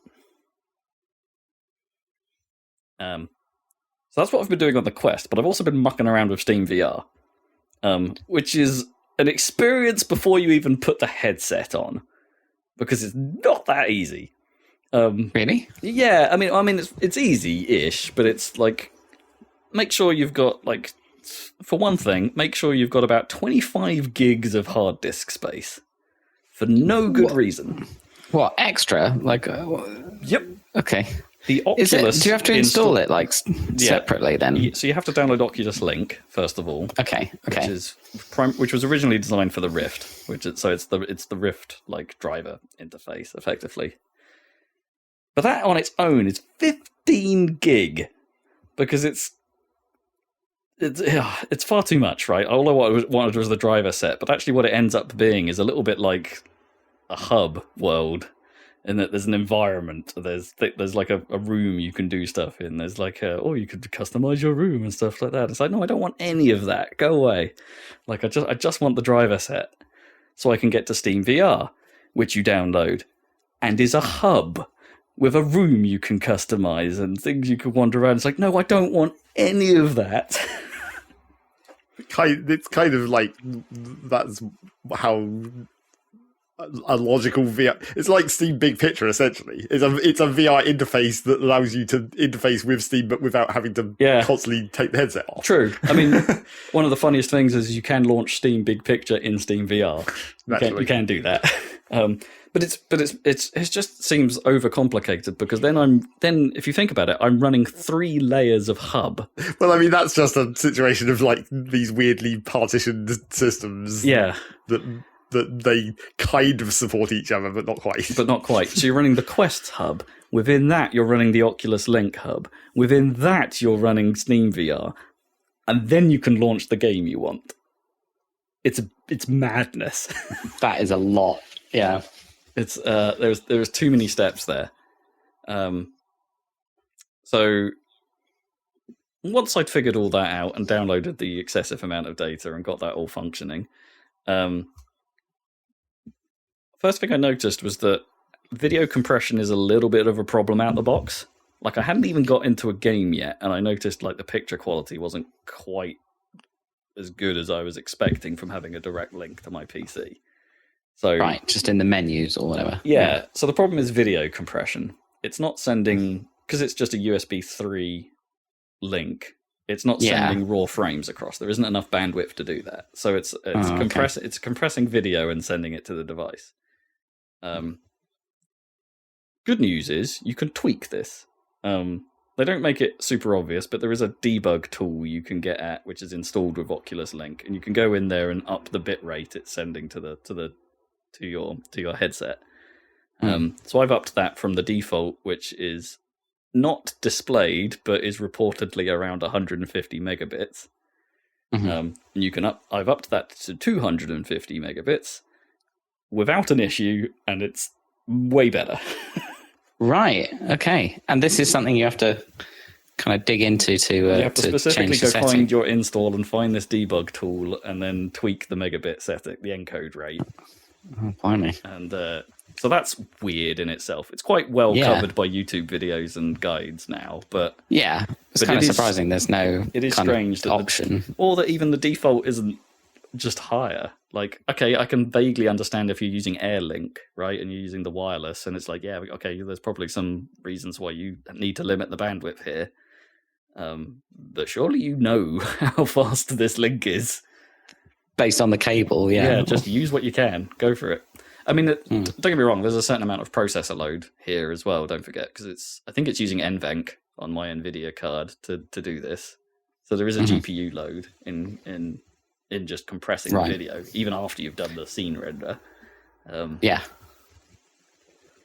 NVENC's pretty good, and apparently the later version of NVENC that's available on like RX cards is even better and even more efficient. Even better. And you think if you're trying to do the trade-off, it's probably worth spending a bit more on the compression versus the rendering the scene, right? Yeah, I think so. I think that's the better trade. Downgrade some settings. Yeah, as long as you can keep the frame rate up. Yeah. So Res Infinite is rad. Awesome. It's finally you get to play the VR part of Res that they made. Possibly the best thing I've ever seen. Like it's so good. It just makes me want more Res more than ever. Like I know that's been a problem with me for decades, for multiple decades at this point. Yeah, all of us. Yeah, and oh my god, I'm falling in love with it all over again. It's so good. I mean, it's a lot easier. So this beats your what was it? Child of Eden or Child of Eden? I mean, Child of Eden's pretty good, but it's never been a Res beta. No, that's true. But yeah, it's Child of Eden, I suppose, with Connect. That was quite. That was quite fun. Yeah, I quite liked Yeah. that, but Space whales. Yeah, space whales, definitely space whales. But it is nothing like this. It's just so immersive and so fun being surrounded by things because it puts you quite in the action. Like they've balanced it. They've done work here. It's not strictly the same experience. There's a little bit of manipulation of where things appear and stuff like that. So it's but they've done such a good job of being of So it you're being playing the same original game. levels? You're playing you can play the original levels and you can play Area X. Area X, right? Yeah. And both are fantastic. Well, clearly Area X was designed with VR in mind. But, Designed for it, yeah. How do they differ then? Well, the key difference is the graphics engine, because Area X has been designed with like Unreal Engine as using the Tetris Effect aesthetic, I guess. Like this obviously came out before Tetris Effect, but they basically build things with particles more than polygons and lines. So like when things die and explode, they basically just like turn into a pool of particles that are floating around and flying past your face, and it's so cool. It's so cool. But like to be fair, that's great. But like the rebalance of the original is almost way more interesting to me because it's like the sharp polygons are all there, all the effects are there. As I say, you're slightly further into the action, so things appear around you a bit more. So like if you're getting attacked by missiles and stuff, you do actually kind of have to look around a bit to see where they're coming. And the controls are really simple, and this is what I mean by I think Res VR is actually easier than Res because it's like you can use your hand and you can move the cursor real quick now, right? Right. It's like You can snap across to where they're appearing. Yeah, as opposed to like having to wait for your cursor to move around the screen and to move across. Yeah, bear that in mind. That's cool. But it's so good. It's so good. I mean, Res was great before, but this is how you should play it. If you're going to do something more with Res, then this is it, I suppose. What a great VRifying it in the best You're already way. at 99% because you haven't got a transfer vibrator. I know. I haven't got a trance vibrator.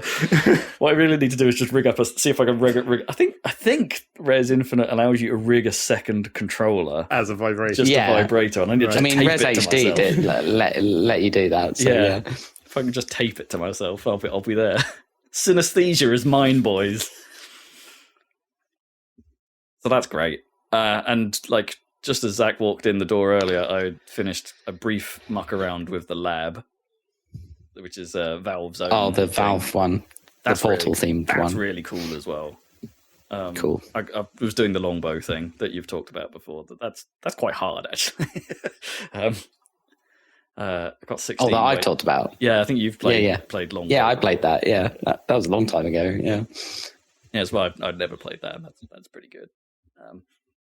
But I quite like there's this like spaceship game in it called Vortex, I think, and it's like being a kid, like, and you're like before video games were as good as they are now, and you're like, I don't know, Kippers and I used to muck around pretending we were like playing weird 3D pinball games or things like that, where you just use your hand as the thing, and you'd be like, pew, pew, pew. And it's like, this is that. Like your ship is your hand, and you're using your hand to move this ship around to avoid bullets and point it at things to shoot back.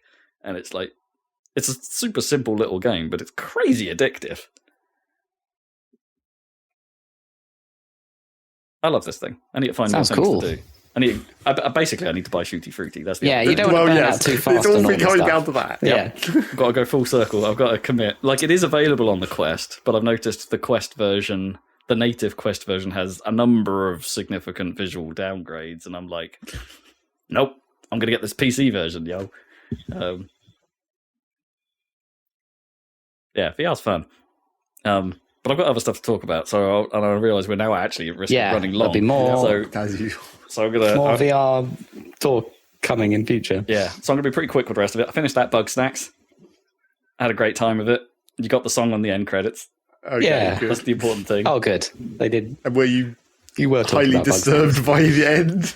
I mean, Because that's what everyone says. The last few hours is where it gets fucked. it's really dark. I mean, it's or pretty something, weird. yeah. It is pretty weird. It's Bugsnax all the way down, baby. It's pretty strange. Yeah, I can't really say anything Well, yeah, about spoilers. no spoilers, obviously. Without spoilers, but it's pretty funny. but as part of that, the DLC opened itself up, Right. the Isle of Bugsnax, and I think that's actually possibly the best bit of the whole game. Like that island is like it's designed. It's a bigger area than the other areas you go into, and it's like while it doesn't have more Bugsnax, I think the interactions you're doing to actually catch them, and the final boss fight that's there, it's like I think those might be better designed than the rest of the bug snacking that you're doing. So that's a good addition. It's nice that you get it if you buy it now, and I think it was a free update on all platforms. So yeah. Good on them. Good update. Yeah, Bugsnax is good. Talk about that, Bugsnax. I think the problem is I've got quite a lot of achievements left, though. I didn't like actually 100% it. Right. It's like because there's this like mail system that like where people like give you like little requests they want you to do, and those will be like slightly out of the ordinary. Sometimes they're like just catch this Bugsnax and give it to this person. Sometimes they'll obscure that a little bit, and it's like I want one of these, but they won't tell you who it's for, and so you got to perhaps catch a load and then give it to a load of people. Usually that's pretty easy to figure out. But there's one Bugsnax in like one of those challenges I've got at the moment. There's one Bugsnax that I've only actually caught accidentally, and I don't know how I did it. I just noticed it was like knocked out. And it's like, oh, sweet, catch. I'll have that. And I can't remember how that happened, even like just environmentally. And so I don't know how to recreate it. And I've got to catch another one of those bloody things according to one of these channels. And it's like, these challenges. I'm like, ugh, I don't know how to do that. But like, I think like what I'm missing in terms of achievements are all tied to these challenges. Like there's just a lot of grind, essentially. Yeah, potentially. But some of them are like actually just really awkward at this point.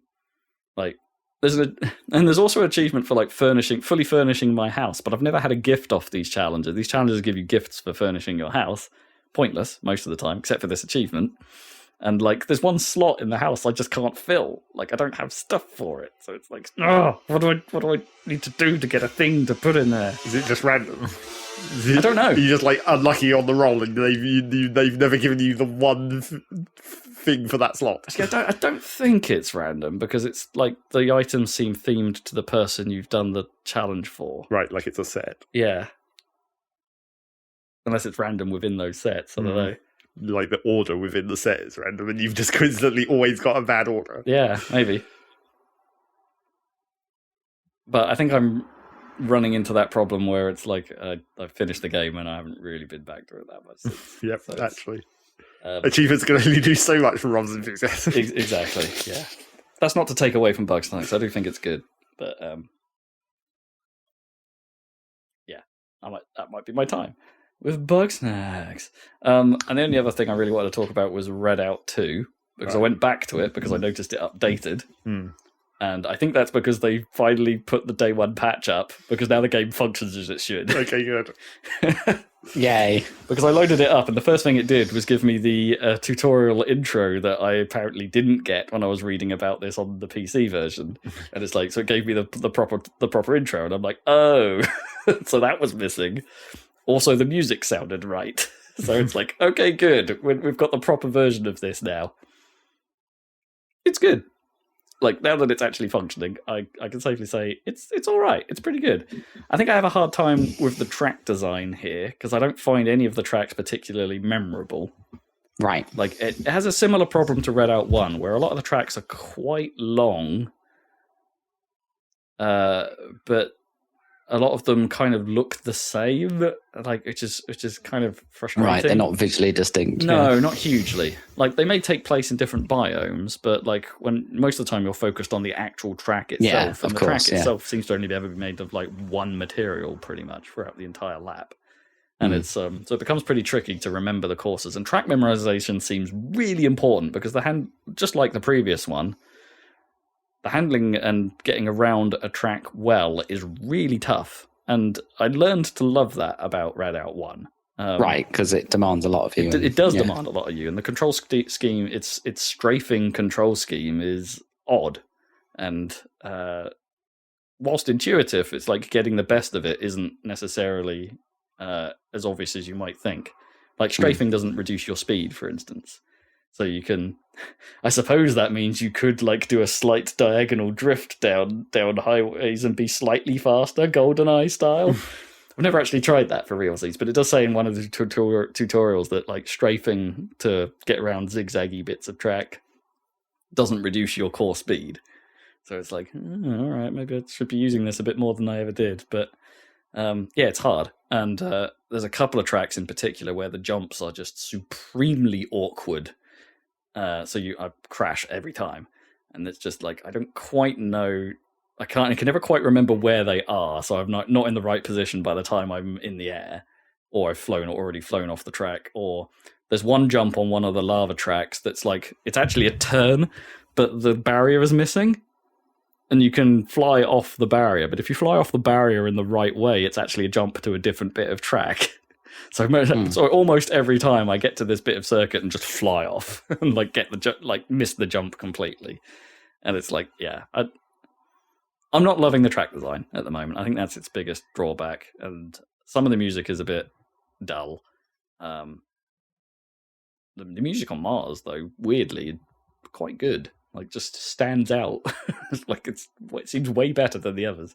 And I think they've got the audio balance a little wrong as well. Now that I can actually hear it properly, it's got the same problem I had with Pacer, and that you've got this dynamic music system that is always being washed out by the audio design of everything else. So I can never really hear it. So I turned down the main audio, and it's still applying the effects that it's doing to the main. So it's washing out the music for some reason. Like, even if you turn the sound playing down, with the EQ, so everything just gets quiet and weird. And it's like, okay, I'm sure this was way better in the first game. But loading times are fixed, so that's good. They're like near instant now. So because they were ridiculous they before, were insanely long before that patch dropped. I guess it was running like, my only guess is like it was running some sort of debug version or something. I don't know. It was horrid. So yeah, I'm. That's been a bit of a Rob review. I am enjoying it. It's nice to have an anti-grav racer in my life again. But at the moment, I'm not convinced it's as good as the first. Long story short, I'm not there. Yeah. But at least it's functional now. At least it's functional. Yeah. Yeah. It hasn't quite. It's yet to wow me. And maybe some of the later tracks will be better. Maybe that track memorization will come. But yeah. But for now, not quite reaching those standards of the original. No, not as well as my memory says. I will probably return to Redout 1 to put those fears to experiment with that. Partly because Redout has a VR mode. But that would be way harder, presumably. I want to make myself so sick. Yep. I mean, theoretically, it should be sort of better, maybe. Because you theoretically aren't moving in the world of the game, except the game the world is moving around you. But yeah, that I've watched roller coaster videos, like 3D roller coaster videos, because YouTube VR is a thing, right? Yeah, and it's like, those make you very ill very quickly. Yeah, I get the feeling this will be very similar. You got a bucket nearby. So you don't have to make it to the loo. Maybe it's better for like the space games, like the Eve one, where you don't have as much nearby contextualization of the movement. Yeah, maybe. Because when you're hovering a meter above a track, which is literally going past you continuously, that probably reinforces the motion quite well. Yeah, maybe. Or maybe it's just the camera's like smoothed out enough that it's not so bad. So it's the lumps you're not missing, or. Are you saying it's better or worse, Zach? Well, I'm saying that if you're in space and like the only things that are moving relative to you are like other ships that are relatively small and far away, and like moving just arbitrarily in random directions, maybe that helps with motion sickness because you're not referencing your own movement as much. That would only be true if the environments weren't there. Well, sure, but like it depends what the space environments are like. I don't know if there are many space environments in Redout. It's sort of planetary. Well, that's not what I meant. I meant in Eve. Oh, in Eve. Sorry. Or any space shooter game in VR. Because No Man's Sky's got a VR mode as well. Yeah, maybe you could try that. That apparently Well, I had some question marks because obviously the version I'd get would be Game Pass, right? Because that's the version where I've spent all my time, and Right. would sync up. So I had some question marks about whether like Windows Store stuff would then get on with Steam VR and how that actually even functions. Apparently, it does. Apparently, like if like Tetris Effect will hook into Steam VR, or Steam VR will launch it, and then of course that then goes through Oculus Link, and then it's like, okay, have I introduced another layer into this? Is like, does Game Pass count as a layer? No, maybe not. But yeah, apparently that will work this way, but yet to try. And Dirt Rally 2. Well, that's where you want to see if you really get motion sick. Yeah. Sit in an actual car Yeah, with a steering wheel. Set my wheel up. I've never played Dirt Rally 2, but it is on Game Pass, I think. So maybe that might be worth a shot as well. Anywho, that would be me. That's what I've been doing. Cool. What about you, Zach? What have you been playing? Well, fortunately, because there's not much time left, I haven't been playing much different, just a lot of the same. I played some Rocket League and Derg. I did have the another occurrence of the worst possible deep dive mission set. Oh no. Where I had to do elimination but with the ghost.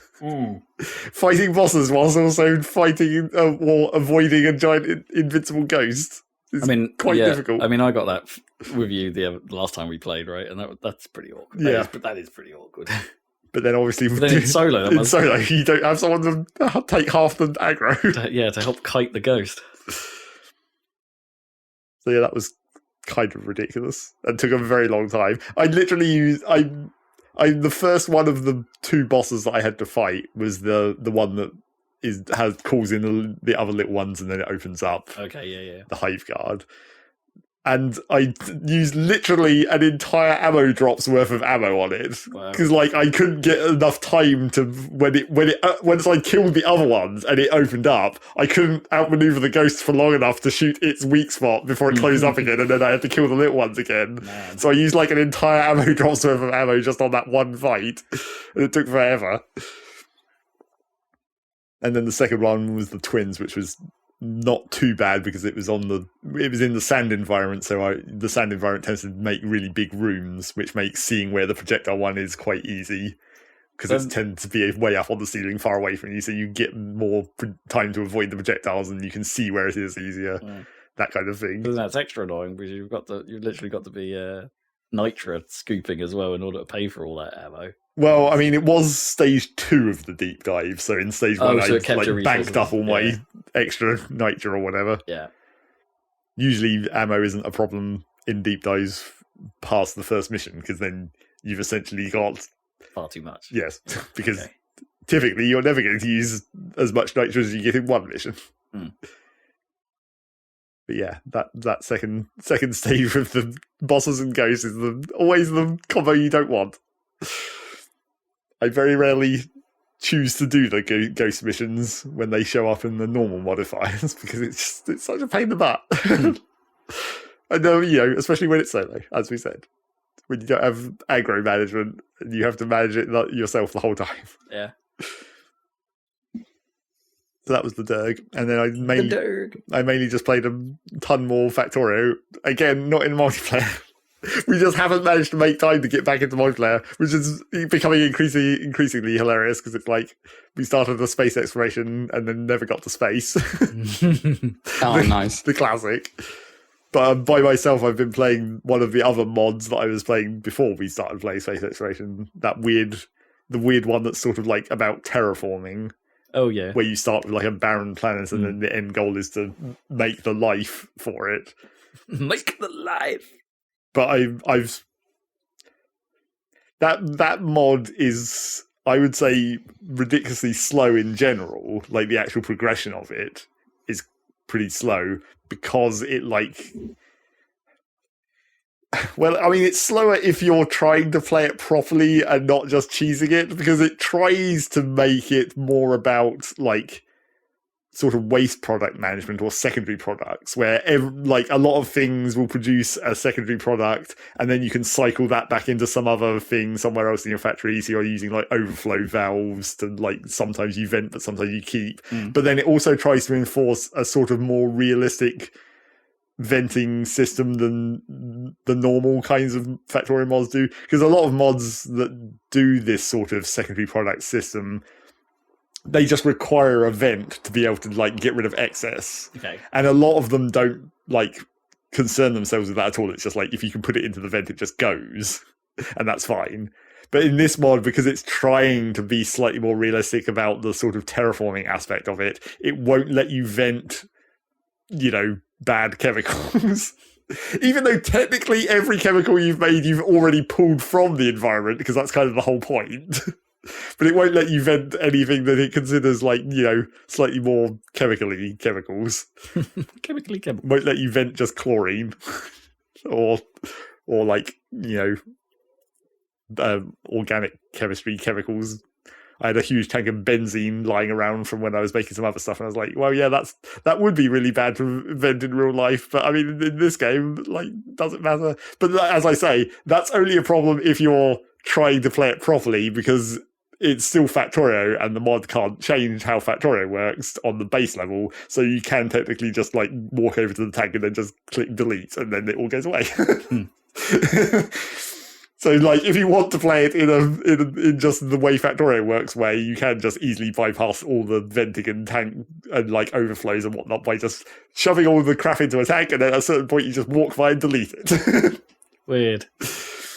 That seems like a workaround they probably didn't anticipate. Well, I mean, it's sort of just because that's how it's built into Factorio. There's another mod that tries to do something similar where it has tanks that can overflow, and then when they overflow, it like pollutes the area around it, but like it physically changes the tiles on the ground. Right.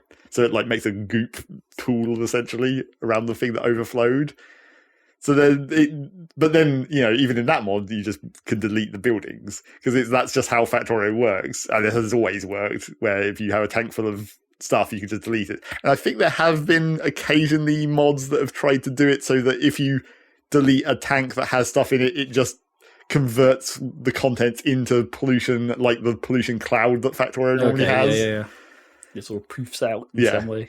You delete the tank, but you didn't delete the stuff in it, and now that stuff's gone bad. Yeah. But like, I mean, the terraforming mod doesn't even have pollution turned on, so because there wouldn't be any reason to, because there's no biters to aggro, because you haven't made life yet. Yeah. So it would be. So yeah, if you're, it's better to play it really like the real proper way it's intended, because that's part of the puzzle, obviously. Yeah, sure. Again, you're making the puzzle for yourself on a sub level, but yes, don't cheap out. It does tend to be quite slow, and also I feel like maybe this mod is slightly balanced. It's balanced towards like late game scale, which makes the early game slow. Like, it wants you to make very large, like, you know, huge chemical plants where you've got like 50 different buildings all making one thing. But like, that's fine for the late game, but in the early game, you can't afford to make that many things. So it automatically makes the early game slower. And then I ran into the old classic Factorio problem of you build a factory to a certain point, realize that you need to redesign it, and then have to basically just build an entire second factory where you have to rebuild everything you've already built, but better, and then go back and delete the first factory. So you're just, at a certain point, you're going to have to spend a long time not progressing, essentially, where you're like, I can't do any more science because I need to make a new science pack, but in order to make this new science pack, I need to make new chemicals and whatnot, but in order to make the new chemicals, I need my old factory's production to be way better, but I can't expand my old factory because I designed it wrong, and I've come up with a better idea since then, so I have to go and build an entirely new factory. So that's what I did, mainly. Is there a delete where you get the resources back for the buildings? Yeah, I mean, everything in Factorio you just get back when you remove it. And actually, this mod does slightly benefit you in terms of like deleting a thing. You get robots like pretty early, almost Yeah, pretty early. And obviously, robotic construction helps, but you don't get you only get very like low level versions of the personal roboports and stuff, so you can only run like 10 construction robots yourself. And the actual roboports are also scaled down for early tech versions, so they're smaller. But what it also does do is just give you a bunch of upgrades to like your character's physical mining speed, which affects how fast you demolish stuff as well. So by the time I was getting to the point where I was demolishing this entire base and rebuilding it, I was like, well, I could drop a bunch of these kind of crappy roboports and shove some robots in it, or I could just walk around and hold down right click and everything just disappears pretty much as fast as I can walk because my character's manual mining speed has been upgraded so much by this point.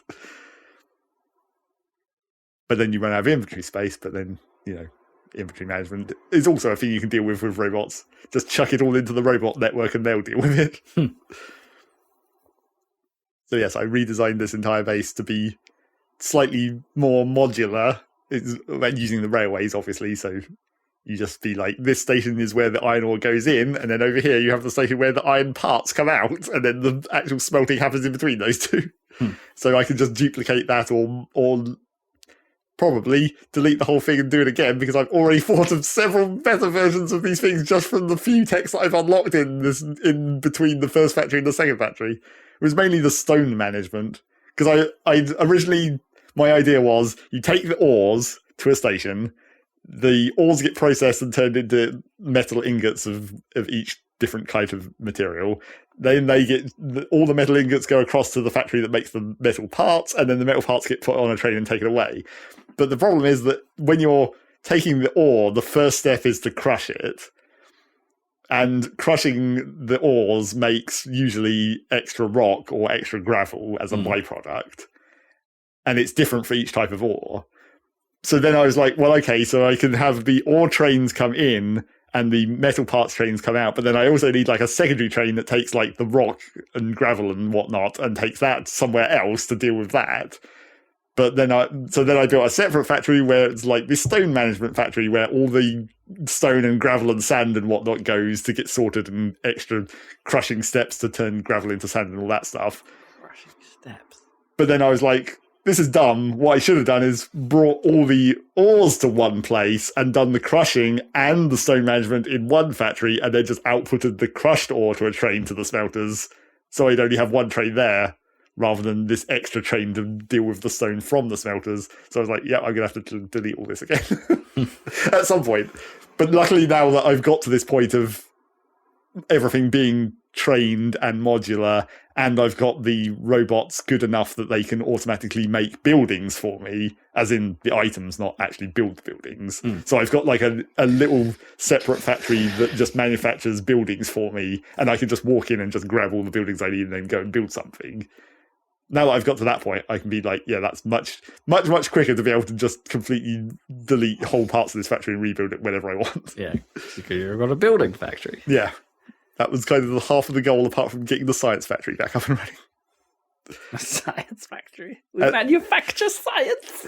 Yes, and also helpfully, when I deleted my original base, it helpfully left a big giant open plain where I can build a new base, kind of intentionally, because it's like my second base is weirdly like long and thin because it like goes up. I constricted it up along the edge of a coastline because I was like, once I delete that first base, there's this nice big open flat plain right there that I can use to build a better base. So I'll constrict my second base to like the edges. So yeah, plenty of Factorio. But I don't know. The other problem with this mod is like, even when I've started science again, so I'm starting to progress through the tech tree again. Hey guys, science is back. Yep, science is back. It has returned. So I've started progressing through the tech tree again, but it's hard to tell what you need until you're like 5 or 10 techs deep. Like, it has a lot of techs that unlock a recipe for a thing, but you won't know what that thing is for until you've got like 5 more techs down the tree and be like, oh, that's what it turns into at the end. I see. So you kind of have to just sit there for a while just unlocking techs until you get to a point where it's like, okay, solvent, that is used in a bunch of recipes in the future, but now I can actually make the solvent and all the other stuff that goes into making solvent. And be ready for it. So it's kind of it's a bit difficult to like predict what you're going to need to build. You're better off just unlocking the tech tree as far as you can, and then working out what you need to progress the tech tree further. Essentially, Yeah. Sounds like you don't have much choice if you don't know what's coming. well, yeah. I mean, you But can now you know what's coming. you can look at the tech tree, so you Yeah. can look ahead and try and guess, or you can. Or I've got the mods that give you like the recipe books and whatnot, where you can be like, what is this item used for? And it will tell you all of the things it's used for, even all the future things. Mm. So you can kind of try and guess which things are going to be important in the future. Like a rule book. Yeah, essentially. Like if you're playing Civ and you're like, but what is this actually going to be useful for? Yes. Why do I need iron now? Yeah. So yeah, that was the more Factorio. Mortorio. Lots more Factorio. And I think that's more or less it. Just that little bit. Wow. Just a little bit of Dirk and Rocket League. That was it. I need to play more Rocket League. I'm behind now. You need to play more Dirk. Yeah, I'm behind on the league pass though. That's the problem. I think we're actually more spot on the time. Yep. Yeah. Well, Well, we've come in under somehow. intentionally. Yeah, We good actually work. tried to keep it under control this time. Well, we did. We did. We started badly. Well, I mean, once we realised we had to try and keep it under control, Yeah. we kept it under control. I mean, Success. I could say that I ate cheddar in cheddar. Wow. Add to the post random.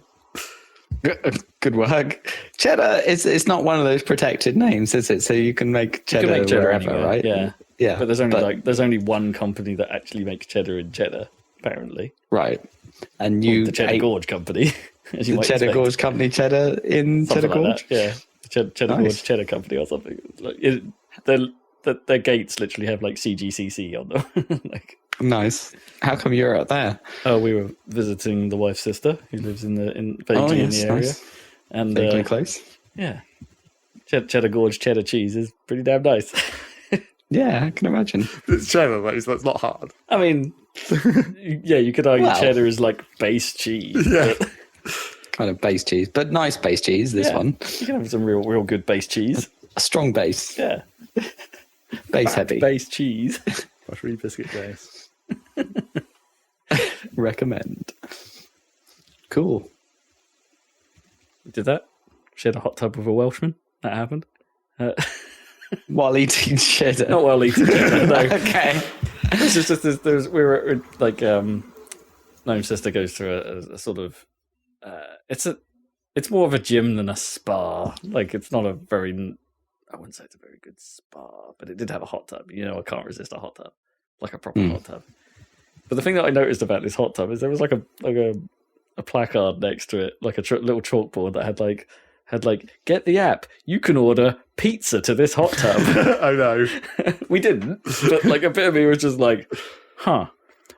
Okay, one, I need to have my phone with me, which is normally a faux pas at a spa swimming pool Yes, sort of arrangement. kind Right, yeah.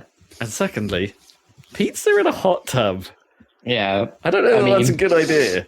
Well, I mean, they have like a okay. convenient side table for you to at least put it on. I mean, yeah, it's standard spa affair. There's like those long chairs. yeah, but would you be next able to it. reach it from the hot tub? I mean, yeah, maybe. But would then, you have but to then get out to get the pizza and then don't- go back? I don't know. I think the splash risk with pizza would be too high, right? Like it would Yeah. degrade too much. The I bit mean, of it has to be a pepperoni lot floating for- on by. For Rob to think that pizza is a bad idea, it's got to be definitely I don't know. It's not just, a yeah, good- it's like I immediately went, "Oh my days," and had like one of those moments. It's like this would be the best day ever. And then I thought about it for a second and be like, "Yeah, but bubbles though. Bubbles are in the hot Yeah. tub are a bit of a problem." Well, can you like turn It's it that down a combo. bit? Or, like, go I mean, into- you don't really have that level of control when it's not your pool. well, or maybe they'd turn it down when they deliver the pizza. Be like, turn it into pizza mode. It was all on like a automatic timer, so it'd be on for a bit, off for a bit, on for a bit, off for a bit. Get your pizzas quickly. Yeah, yeah. Wait for the gap and then go for the pizza. This is your 6-minute pizza window. Get it in, get it down, yeah. Well, while it's calm. This is your 3-minute pizza like- window. Please enjoy. be better off with cheddar, although that's going to crumble into the hot tub. Well, yeah, if it was like pre-cubed cheddar. Yeah, right? yeah. So you just reach across and like you could perhaps have a little box there rather than like having Yeah. an open plate of. Yeah. So there's no splashing. Yeah. Or minimal splashing. Yeah, just pick up a cube of cheddar, and But that's not food. The whole thing of the pizza is it's a. I mean, that's not food. Well, Cheese is food. it's not like a real meal, like a pizza theoretically is. I guess. Yeah. You can just eat bits of cheese anywhere ever. That's not saying much. Is a cheese board a meal? No, No, it's an after meal. it's an after meal. We've definitely had like just cheese and crackers though for like a meal here. But I mean, sure, but that's like For various lunch different or something. that's lazy. That's a lazy food. No, we do that in the The evening. kind of shit I sometimes. would do. we have like when we've got like a lot of cheese in. I mean, A lot A of cheese in of an evening. Yeah, we've Have a got a lovely cheese in. lot of cheeses in a lot of different flavors. Then we'll set up a cheese board. I mean, and that'll technically, be dinner. last night Cheese I thing. did just eat cheese and crackers and 2 Scotch eggs. 2 Scotch eggs. Well, small-ish. That makes more of a meal. Yeah, well, I mean, like, but why nighttime meal. though? I mean, I might have put Is it one of just because those. there's meat and egg involved? No. I might have put one of those Maybe. Scotch eggs in a sandwich, if I'm honest. Oh yes, I know you would. Just to mix it up a bit. But then you're involving bread. That's not the right shape for a sandwich, You like an slice it, egg. that's fine. You I slice see. it. You Is slice that it the up, trick? and then it Okay, you becomes like slice it. then it becomes a breaded sausage and egg bread sandwich. Well, I I see, would like fair, to see you okay. try and eat a Scotch egg where you just took 2 pieces of bread and like wrapped the egg. Wrapped it. You mush the bread together to wrap it around the egg and then just eat it like that. Buttered, of course. Yeah, buttered on the inside. I think that'd probably work. I'd give it a go. Could make a video of that. Okay, we've padded out this podcast with random for some reason. Yep, as we do. The Happy Salad food That was section good. could get a second video Yeah. of us attempting to eat a round We've sandwiched, Scotch egg we've sandwich. sandwiched the gaming egg in some lovely random bread. And you have scoffed it down. Nom. And so we shall draw to a close, and there'll be more VR chat and other gaming chat sandwiched in random in a couple of weeks. Probably not. Probably but not if in the VR, meantime, probably not VR chat. That's a thing. VR chat is an app. oh, not VR chat, Not VR but chat. chat about VR and other games. And also, check out our YouTube channel for Let's Plays in the meantime, where we have concluded our Ocarina of Time playthrough. So check out the finale. Eventually. Yep. Yeah, we did it. Enjoy And, that bumper we'll- episode. And we'll catch you for the next podcast. Bye.